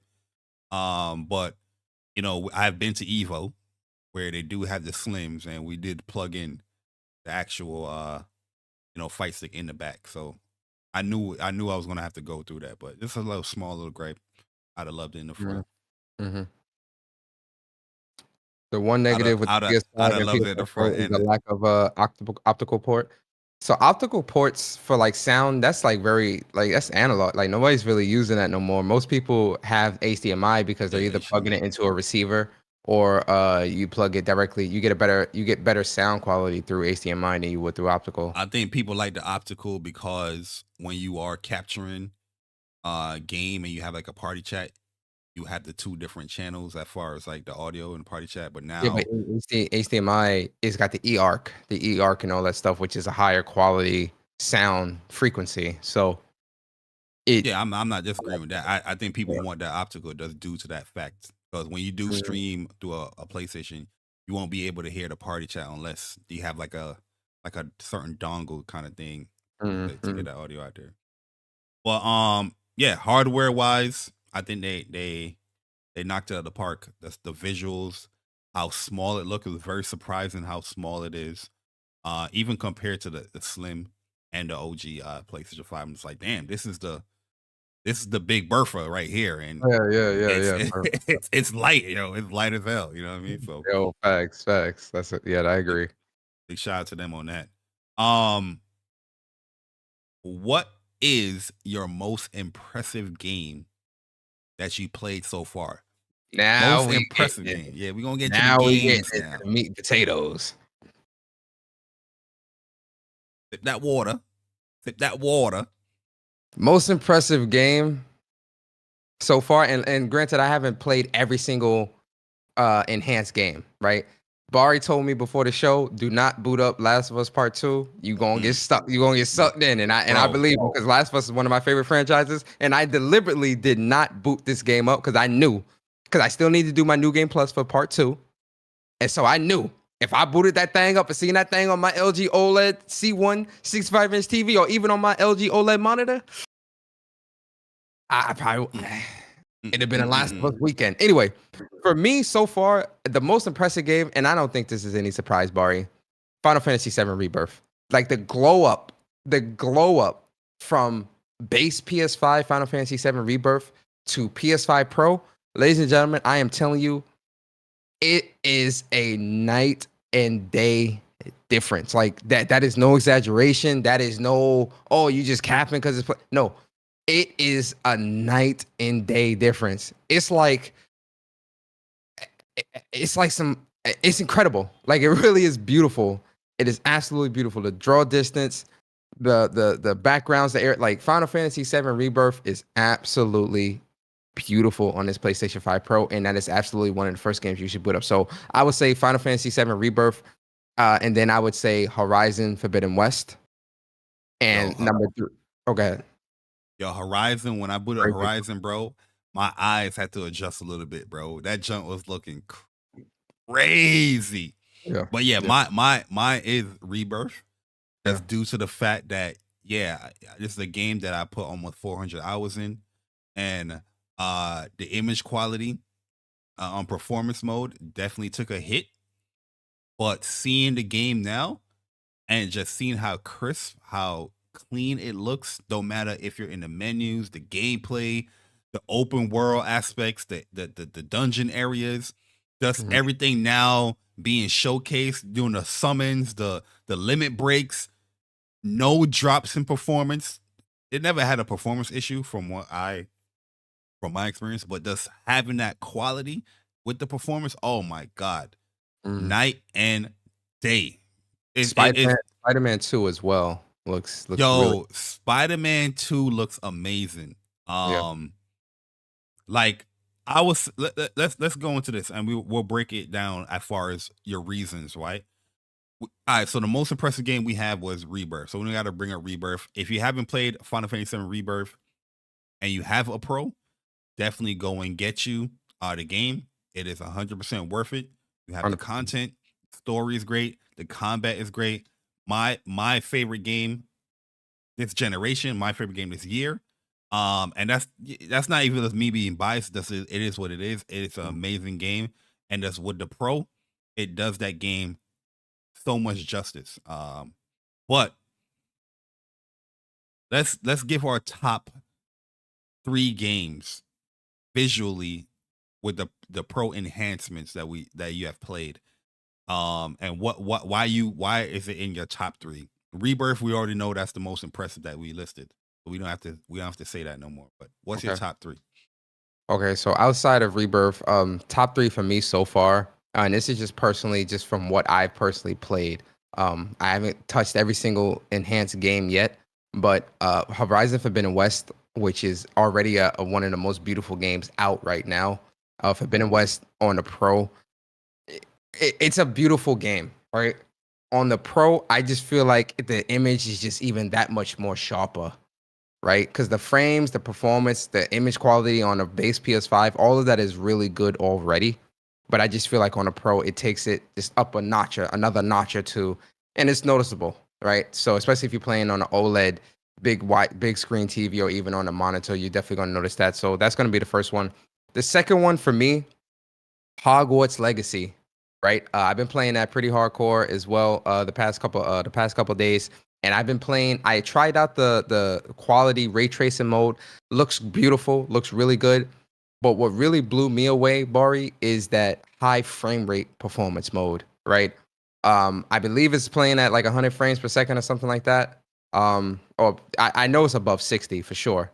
But the image quality on this high frame rate mode, especially in the open world, I'm not seeing any type of performance issues. The image quality looks really good. I'm playing on my LG. For those, just so that people know, I'm playing these games. I know Barry's played more on the LG monitor. Me and him both have the same monitor, so I'm gonna let him speak more to the monitor. I wanted to try it on the TV because I know a lot of people are playing on the TVs as well. So I have the LG C1 OLED 65-inch TV. So I deliberately play most of the games on the TV on a much bigger screen, just so that I can speak to it from that perspective, and Barry can speak to it from the monitor perspective of the OLEDs as well. For those that want to know that. So on the TV, very beautiful, very crisp, very sharp. And again, Hogwarts Legacy looks absolutely beautiful, beautiful in that high frame rate mode. Like it's a noticeable image quality increase. You see it. You definitely see it. So Hogwarts Legacy is the second one. The third one for me. Now, I'm not saying this is the best overall, but personally, I would have to say Dragon Age Veilguard. And yeah, it's a little biased there because I've been playing that a lot lately, but I started playing Dragon Age Veilguard before the Pro in performance mode, and it did look good, but you could definitely see some blurry spots, especially looking in the distance and things like that. You could definitely say that the image quality wasn't all the way there in performance mode. Now playing it on the PlayStation 5 Pro in performance mode, the game looks much brighter, much more sharper. You know, especially when I'm like, you know, running around and I'm looking out in the distance at like different types of architecture and things like that. The colors pop a lot more. It just seems like the image seems just much more vibrant from with what I'm playing on, especially on a big 65-inch TV. It still looks, you know, it looks really good, really beautiful. And I'm really loving what I've been playing with Veilguard and the quality for that as well. Honorable mention, Star Wars Jedi Survivor. I booted that up as well. The performance is a lot better. They definitely cleaned up that performance. The Pro cleans that up, and the image quality. Image quality still need a little work, but it's way better. Way better. It's definitely better. But yeah, I agree. It definitely isn't perfect with Jedi Survivor, but it's noticeable and it's a little bit better. But the performance is definitely from what I played is squared away. I dropped that game. I put like 14 hours in that game, but I couldn't do it anymore because of the performance. But yeah, that's definitely one of the games that I'm definitely going to finish up. That and Dragon Dogma is definitely those two games where I'm like, yeah, I purposely didn't play these games, but now having the Pro, definitely gonna but my top three without Rebirth in there, because Rebirth is number one, but we gonna put Rebirth S tier, okay? Horizon Forbidden West, absolutely 100%. It's the best looking game, period. And it just got better. It's very. I'll put Horizon Forbidden West and Zero Dawn in the same category. I think Forbidden West is a more pop to that game, more impressive game because the scope and that's the overall landscape of everything. But I'll put them on the same list there because my goodness, there's times where I'm playing that game, I'm just like, yo, this is on the console, yo. Like, this is on a console, man. Like, you know, it's amazing, man. No drops in frames from what I noticed. You know, the visuals, the fidelity, everything just looks like, yo, Gorilla, they on a different ballpark than a lot of studios. You know what I mean? So yeah, that's gonna be number one. My engine is magic, huh? Yeah, definitely gonna be number one. Number two, Spider-Man 2. Yo, and what I'm a sucker for that ray tracing shit. So I booted up that Fidelity Pro. And I like what Insomniac does because they be like, hey, this is the recommended mode to play in, you know, but hey, you want to try this? This little experimental mode that we doing here. Yo, Fidelity Pro, high frame rate on VRR, all that on. It runs higher than 30 frames per second. It looks good. It's smooth. Yo, the swinging through that world, ray traced, everything is on high. You see all the reflections, no dips in performance. The battle looked good. It's just like, damn, they knocked this one out of the park here with this game, with Spider-Man 2. Granted, these games look amazing on the base PlayStation, but it's just a substantial leap up, in my personal opinion, when it comes to the Pro. And the last game that I have is going to be The Last of Us Part 2, because this is one of those games where, you're listening to Digital Foundry, you hear people saying, oh, this won't be that much of a big upgrade, because it looks good already. But them YouTube videos, it don't do justice, bro. That junk looks amazing. Yo, like the quality that you've seen with some of these games is like CGI, but gameplay, bro. The hair follicles, you see the details, you know what I mean? None of that stuff is just blurred out. It's just looking good, man. And The Last of Us Part 2, going through that section with you and Dina underneath the train station, the red lights with the clickers, bro. I know that looks absolutely beautiful, bro. That section, bro. I know that looks crazy. That looks beautiful. I've been playing on the monitor mainly, right? 90% of my gameplay has been on the monitor because this monitor's a beast. But my monitor is right next to my TV. So I just unplug this thing in. I'm just like, yo, bro, come on, man. This little ass console doing this, bro. Crazy for $700. It's looking, I'm telling y'all, man, it's looking crazy for The Last of Us Part 2. And another game that I booted, this is an honorable mention, right? Kayak VR, bro. Okay, VR. Bro, when you put that VR headset on and then you boot up Kayak VR in a Pro, yo, your eyes, you open up your eyes like this, you're like, whoa. Yo, it's looking crazy. Yo, like I said, these games look beautiful already, but you see the finer details. You see the textures are more sharper. It just looks crazy. And I've played a lot of games. Just for the sake of time, we're just doing the top 3 and all that. But man, it's looking good, man. It is definitely looking good. Persona. Yeah, So, I agree. those are my top 3, and with an honorable mention with VR in there. The next question I want to ask you: what game you want to have a Pro Enhance update for that didn't have one day one at release? The obvious answer is Bloodborne. The PlayStation 4 stuff. I ain't even get to try those yet, but they are enhanced PlayStation 4 games. But go ahead. Yeah. But if I'm thinking PS5, that's a really good question. I would say it would probably be between Final Fantasy 16 and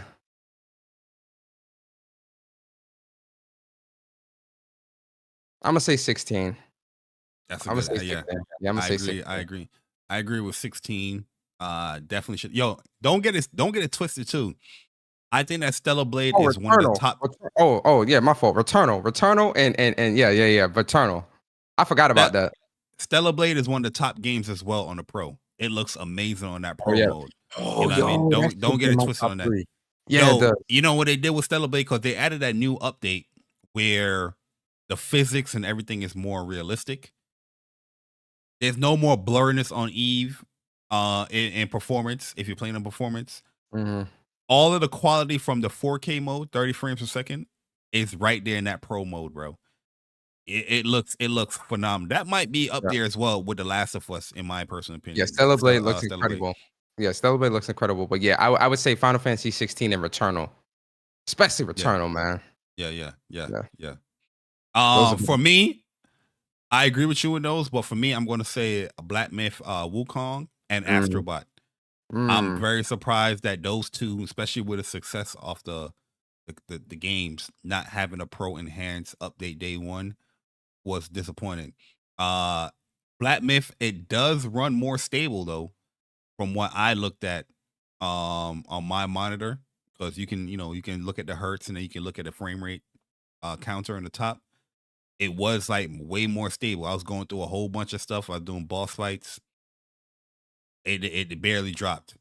But not having one for Astrobot as well, That's a perfect game with that could Astrobot is a beautiful ass game, but you could definitely get some nice little enhancements, ray tracing, real time reflections. In that game, that it would have been a pleasure to see that there day one for that game. Let me see what the chat is saying.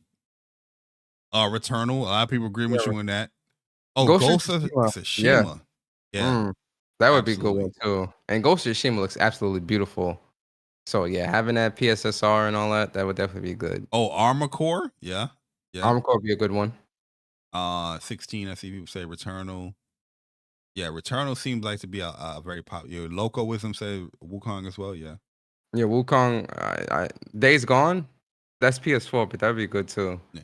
Yo, Infamous Second Son, yeah, it's PS4 too. If a remaster is happening for Days Gone, I think it's gonna definitely have that PSSR and all that stuff.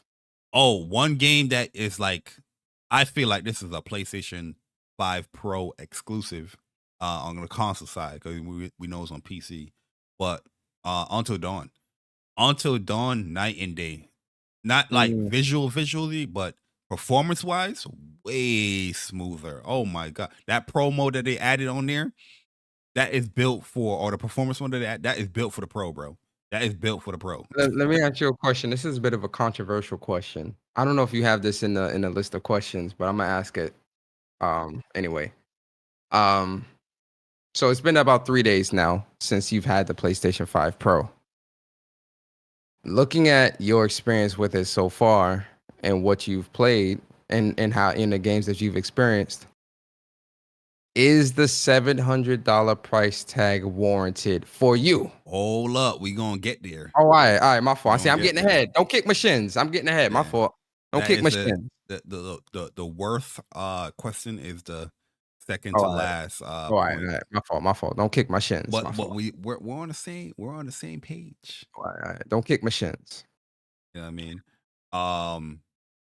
But yeah, those games we're gonna bring up. All right, so list off some pros and then list off some cons for this console. Pros is that it's a pro console. No, the pros I think would be seamless. The seamless transition from the PlayStation 5 original to the PlayStation 5 Pro, I think, is a very simplistic and seamless transition. So anybody that might not be too tech savvy or don't want to have to deal with too much when it comes to having to transfer. If you got a lot of data, a lot of things like games and stuff like that downloaded, don't worry, it's very plug and play, easy to do. So you can just unplug from one console, plug into another, and just keep on doing what you do.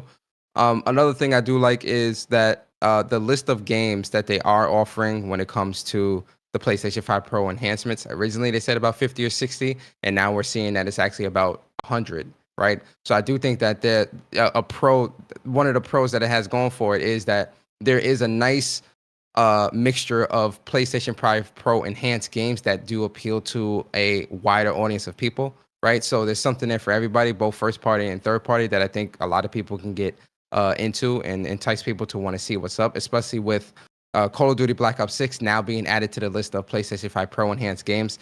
I'm not sure if the enhancements have happened yet, but it is on the list, so I would expect or assume that we would be getting some confirmation from Treyarch at some point within the coming week or so, or coming weeks, about what those enhancements look like.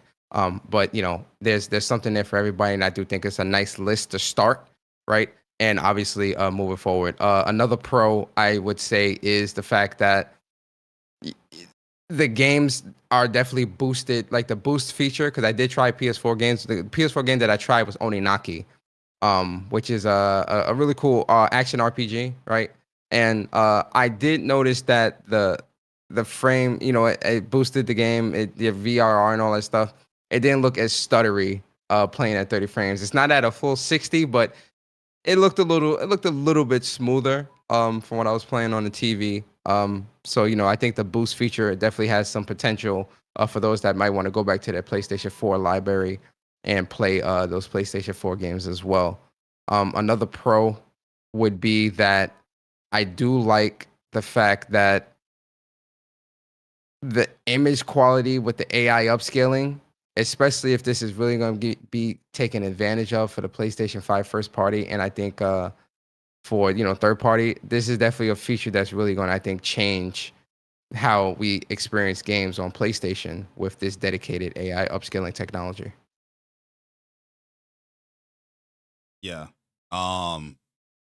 Yeah, the PlayStation Spectral Super Resolution, or did I say that wrong? Is it Yeah, you said PlayStation it right. Super No, you said it Spectral? right.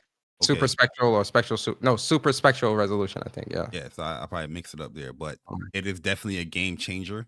Um, all the 200, percent zoom in, 400% zoom in, you don't recognize that when you're sitting at the monitor or you're sitting on your TV. It just looks really sharp. It looks really good. Mm. Some of the images of the PSSR looks better than the native resolution, from what they're stating in here. I just feel like for everything what this console is delivering, I feel like, or everything they promoted, they definitely delivered. So yeah, the super compact, powerful uh PlayStation 5, it's there. It is real. It is what it is. It's the PlayStation 5 professional, and I like that a lot for the console. The games look substantially better.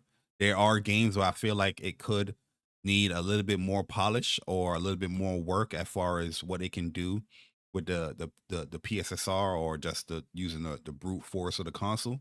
But that's based on developer to developer. But Mm. overall, it is definitely delivering on all the promises, um and the capabilities of the console. Uh I like the fact that it is a PlayStation 5, so everything works with it. The portal, your controllers that you bought with a PlayStation, the Edge, everything that works with it seamlessly. Yeah, the setup is seamless. The console itself is very quiet. I sit very close to my console. My console's legit right here. I'm actually touching it. So my console's legit right here. I can touch it. I don't hear this thing. you know when I made that tweet about, oh, the PlayStation 5 Pro is very quiet, and people saying, oh yeah, because you got the sound on. I muted my monitor, and I was just like, I don't hear it. I didn't hear the 5 either, so I guess it's the same. You know what I mean? So yeah, like, just to see how compact and small this console is, I think they did a great job, just design wise, delivering all the power and capabilities that it can. The cons, I do have small little gripes as far as just like the USB A ports. That's something that I gotta get used to. I felt like they could have did a way better job when it comes to the accessories. The plates, I think they missed the ballpark. Oh They yeah, f- I agree with that. they Hmm. failed a lot with the plates. Just not having plates ready at day one, or even just having that just having that good graces of having the plates work, the slim Hmm. plates work with the Pro. I just felt like that was like, all right, PlayStation, you missed the ballpark on that. You know what I mean? You got new chromatic, what is it called, chromatic plates that don't even work with the new console that released the same day. You know what I mean? Yeah, Like, I don't like that. I don't like that either. I don't know what they was doing with that, but huge L on that.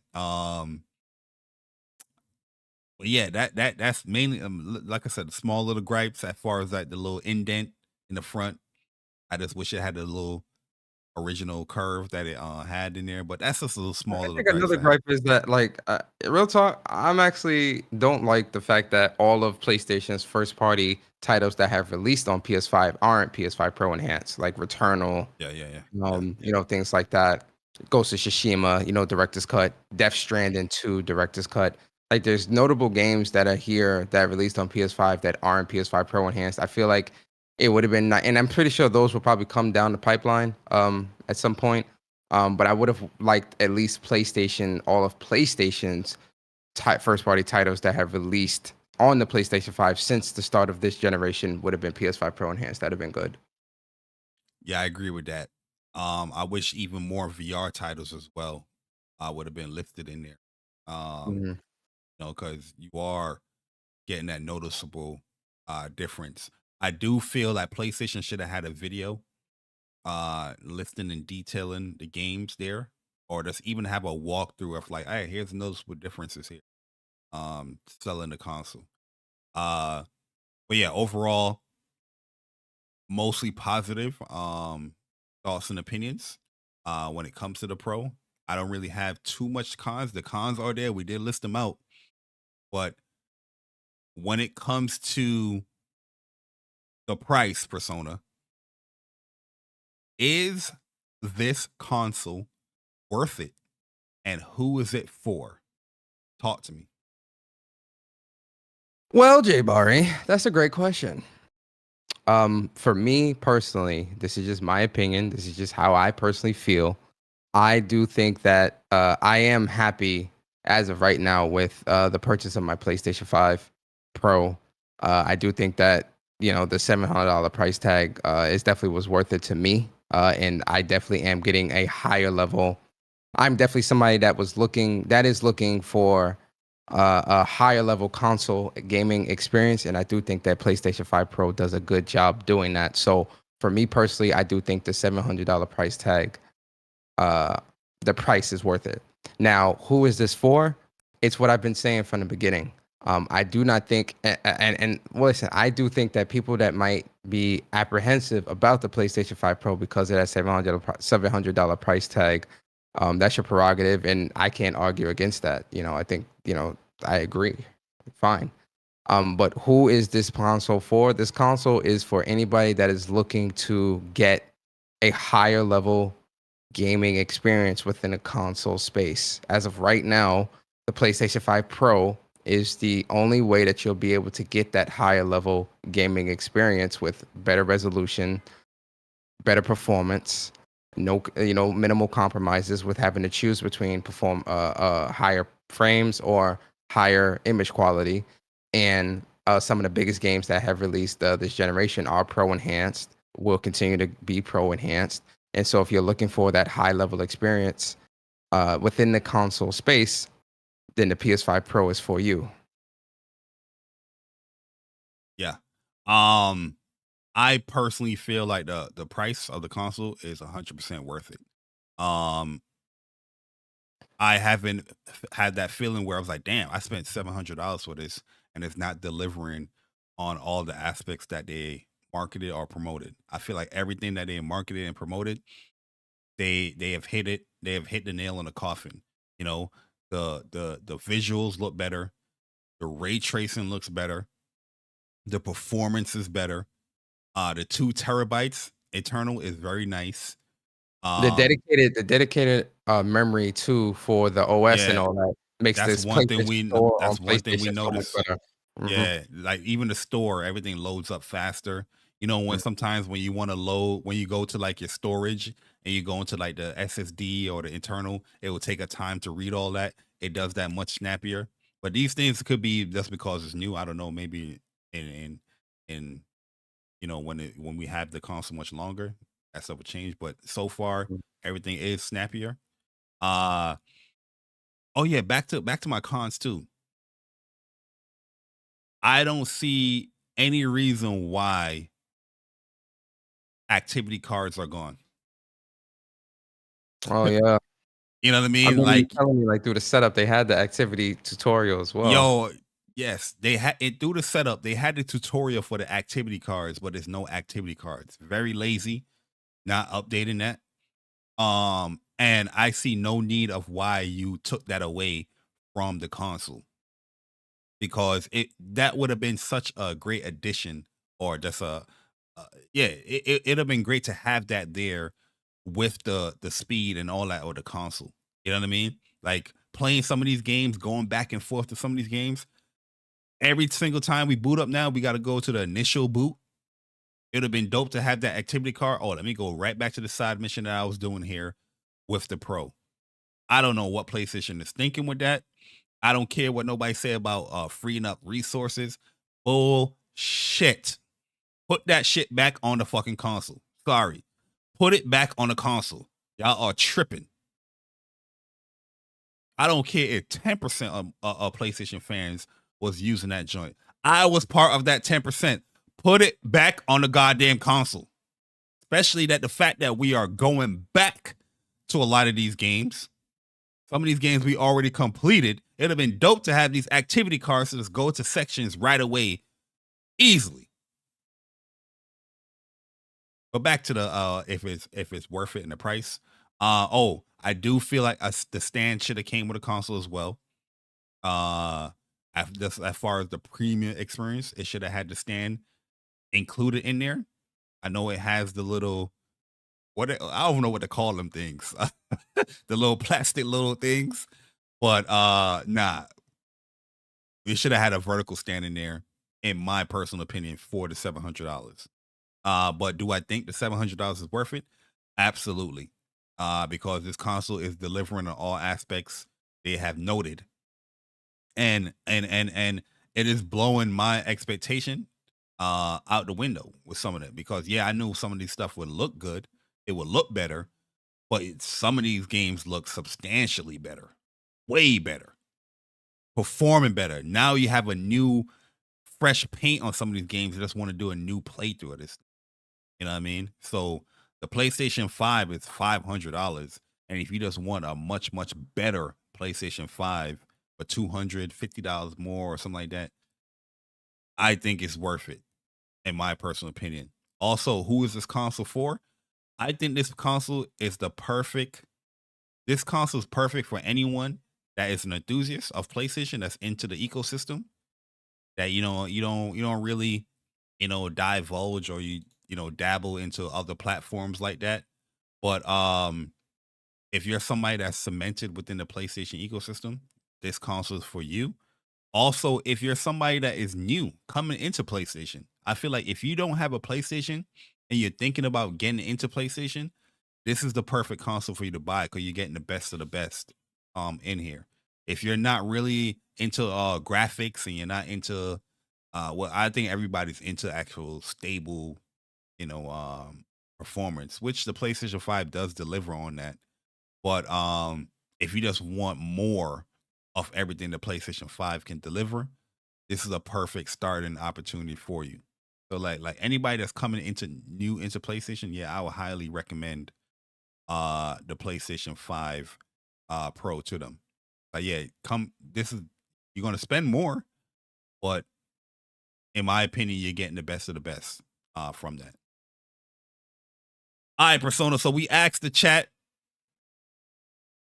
did they purchase a PlayStation 5 Pro?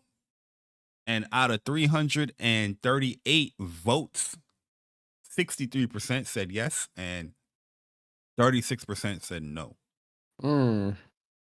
Okay. So what I'm noticing, as you can see during our review, I was scrolling through Twitter, and I typed in hashtag PlayStation 5 Pro, and a whole bunch of people just posting their PlayStation 5 Pro.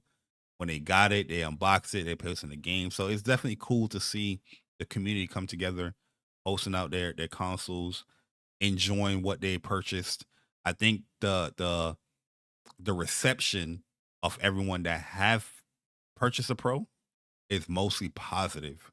There's only a few little people here and there that I'm seeing like, oh, this is not too impressive here and there, but majority of the people that have purchased it, I'm seeing that they are really impressed with what PlayStation has delivered with a Pro. But with that being said, Persona, we got to give an overall score. Persona, with everything that you have said about the PlayStation 5 Pro, what is your verdict? What is your overall score? And explain the score. So I think right now I'm floating around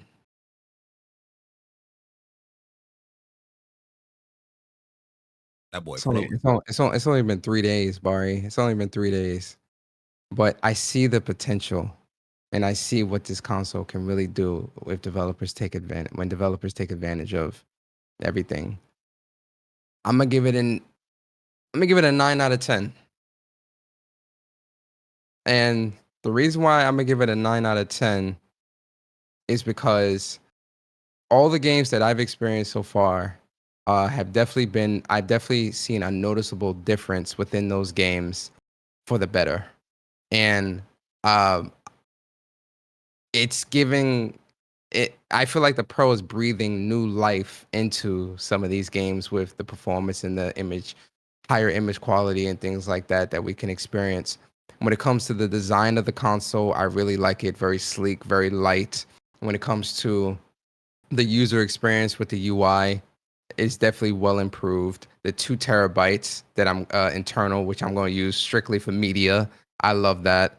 And again, the games that I've personally played so far, with Rebirth being above the amongst the ones that is most impressive, I think in itself is enough to warrant that 9 out of 10 from me personally.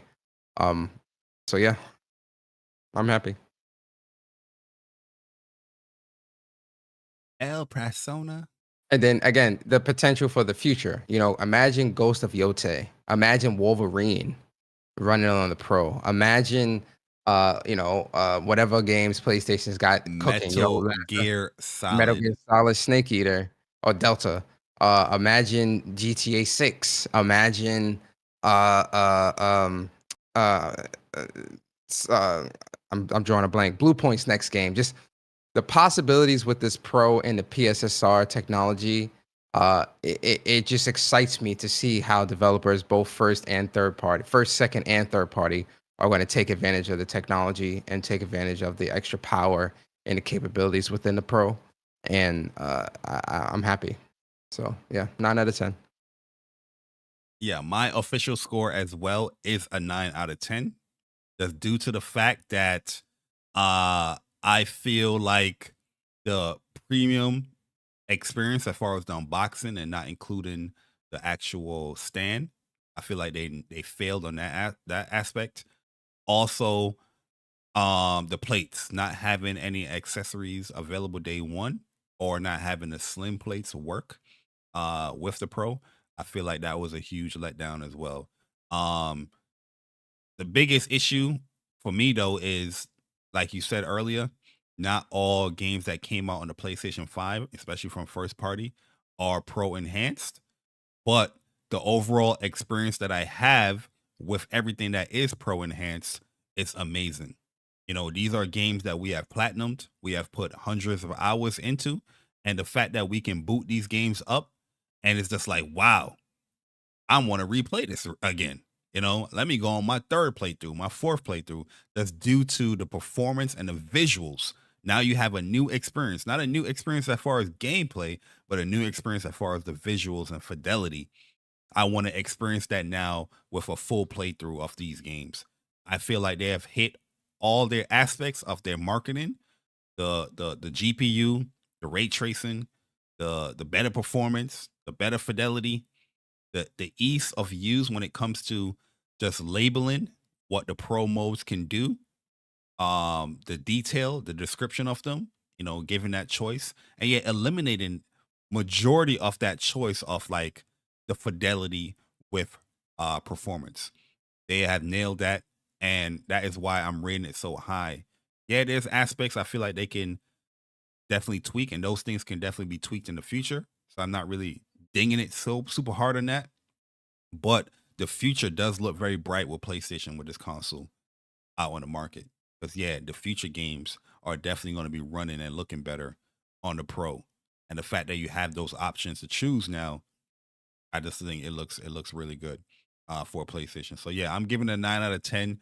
So we are at an official score on the What's Up PlayStation podcast or What's Up PlayStation channel, a 9 out of 10 for the PlayStation 5 Pro. I'm pretty sure a lot of people are going to have some issues with our review, but we have been playing this thing intensely.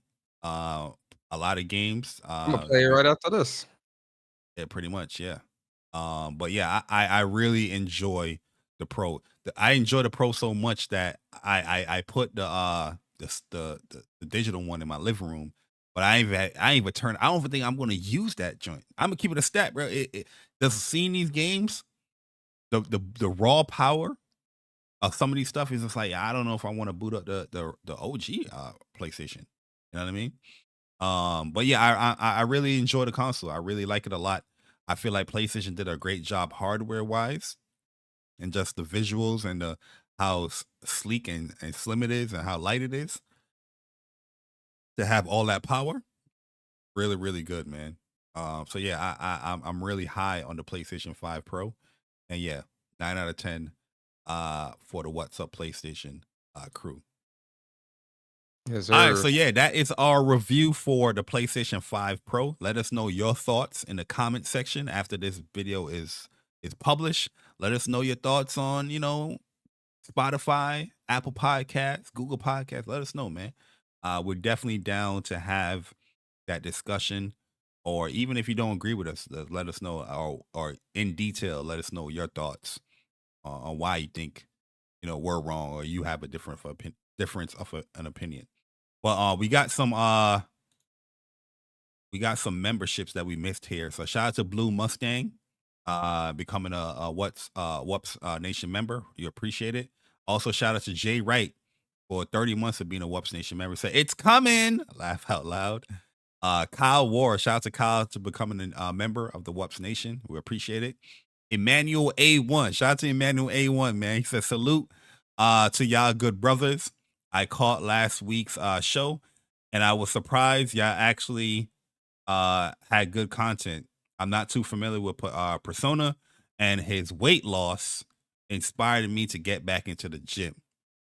So shout out to Blue Mustang, shout out to Persona, inspiring people out here in the gaming community. Great Health is work wealth, being guys. Yeah, health is Absolutely. wealth, man. Eat healthy, go to the gym, stay consistent, and you can reach those goals, whatever those might be. Absolutely, man. Then shout out to Emmanuel A1 again for the $5 donation. He said, can y'all explain why PlayStation 5 Pro can't do activity card feature anymore? I can understand why they took away PlayStation Plus collection, but why there's no play hashtag no PlayStation 6. Yo, I see you been in with my man King David. Shout out to King David. But we gonna kick King David in the shin next time we see him personally. With that hashtag.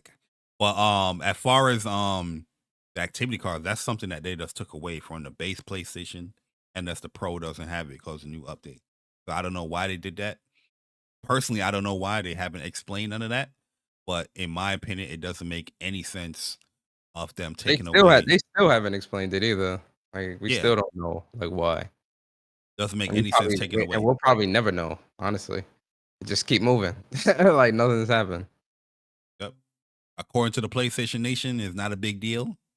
It's not that big a deal. They never used it, and they don't care. But for the old farts like myself, it's a big issue because I feel like this is a feature that would benefit hugely from the PlayStation 5 Pro, just due to the fact that everybody's going back to these games, and now you got to do an initial boot on every game, which part of the sell of the current gen experience is faster everything. Yeah, it's faster to load in these games, but sometimes you want that instantaneous getting back into the game. You know what I mean?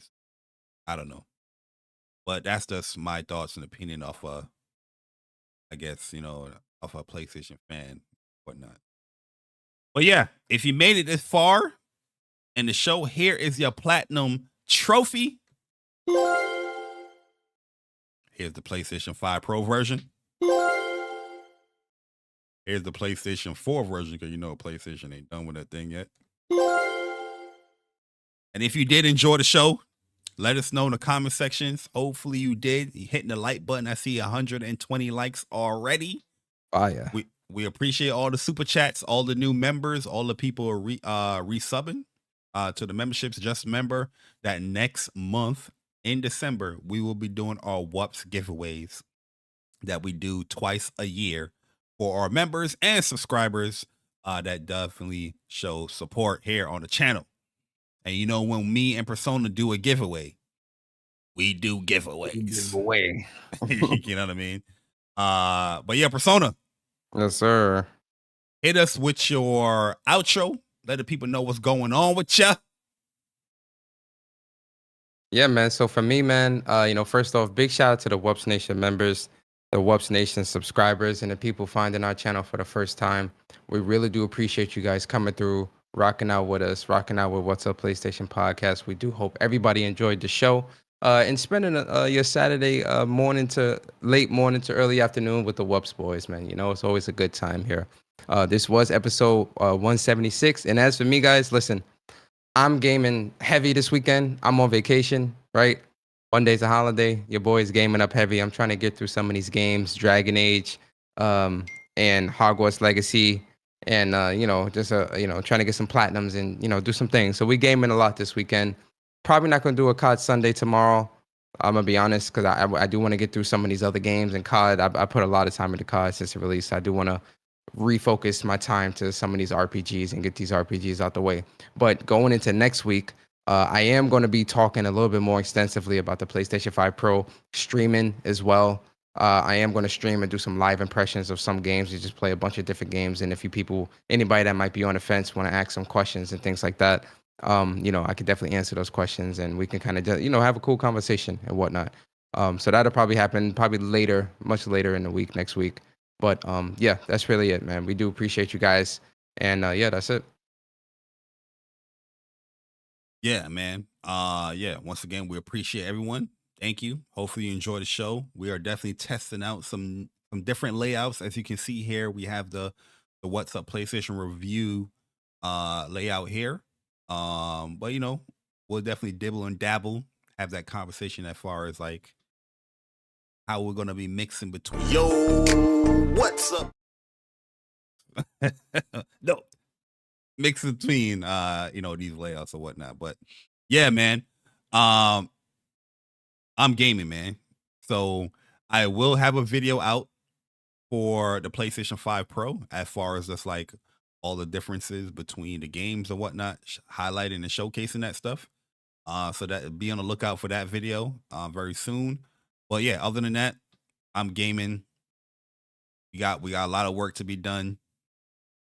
A lot of platinums to be had.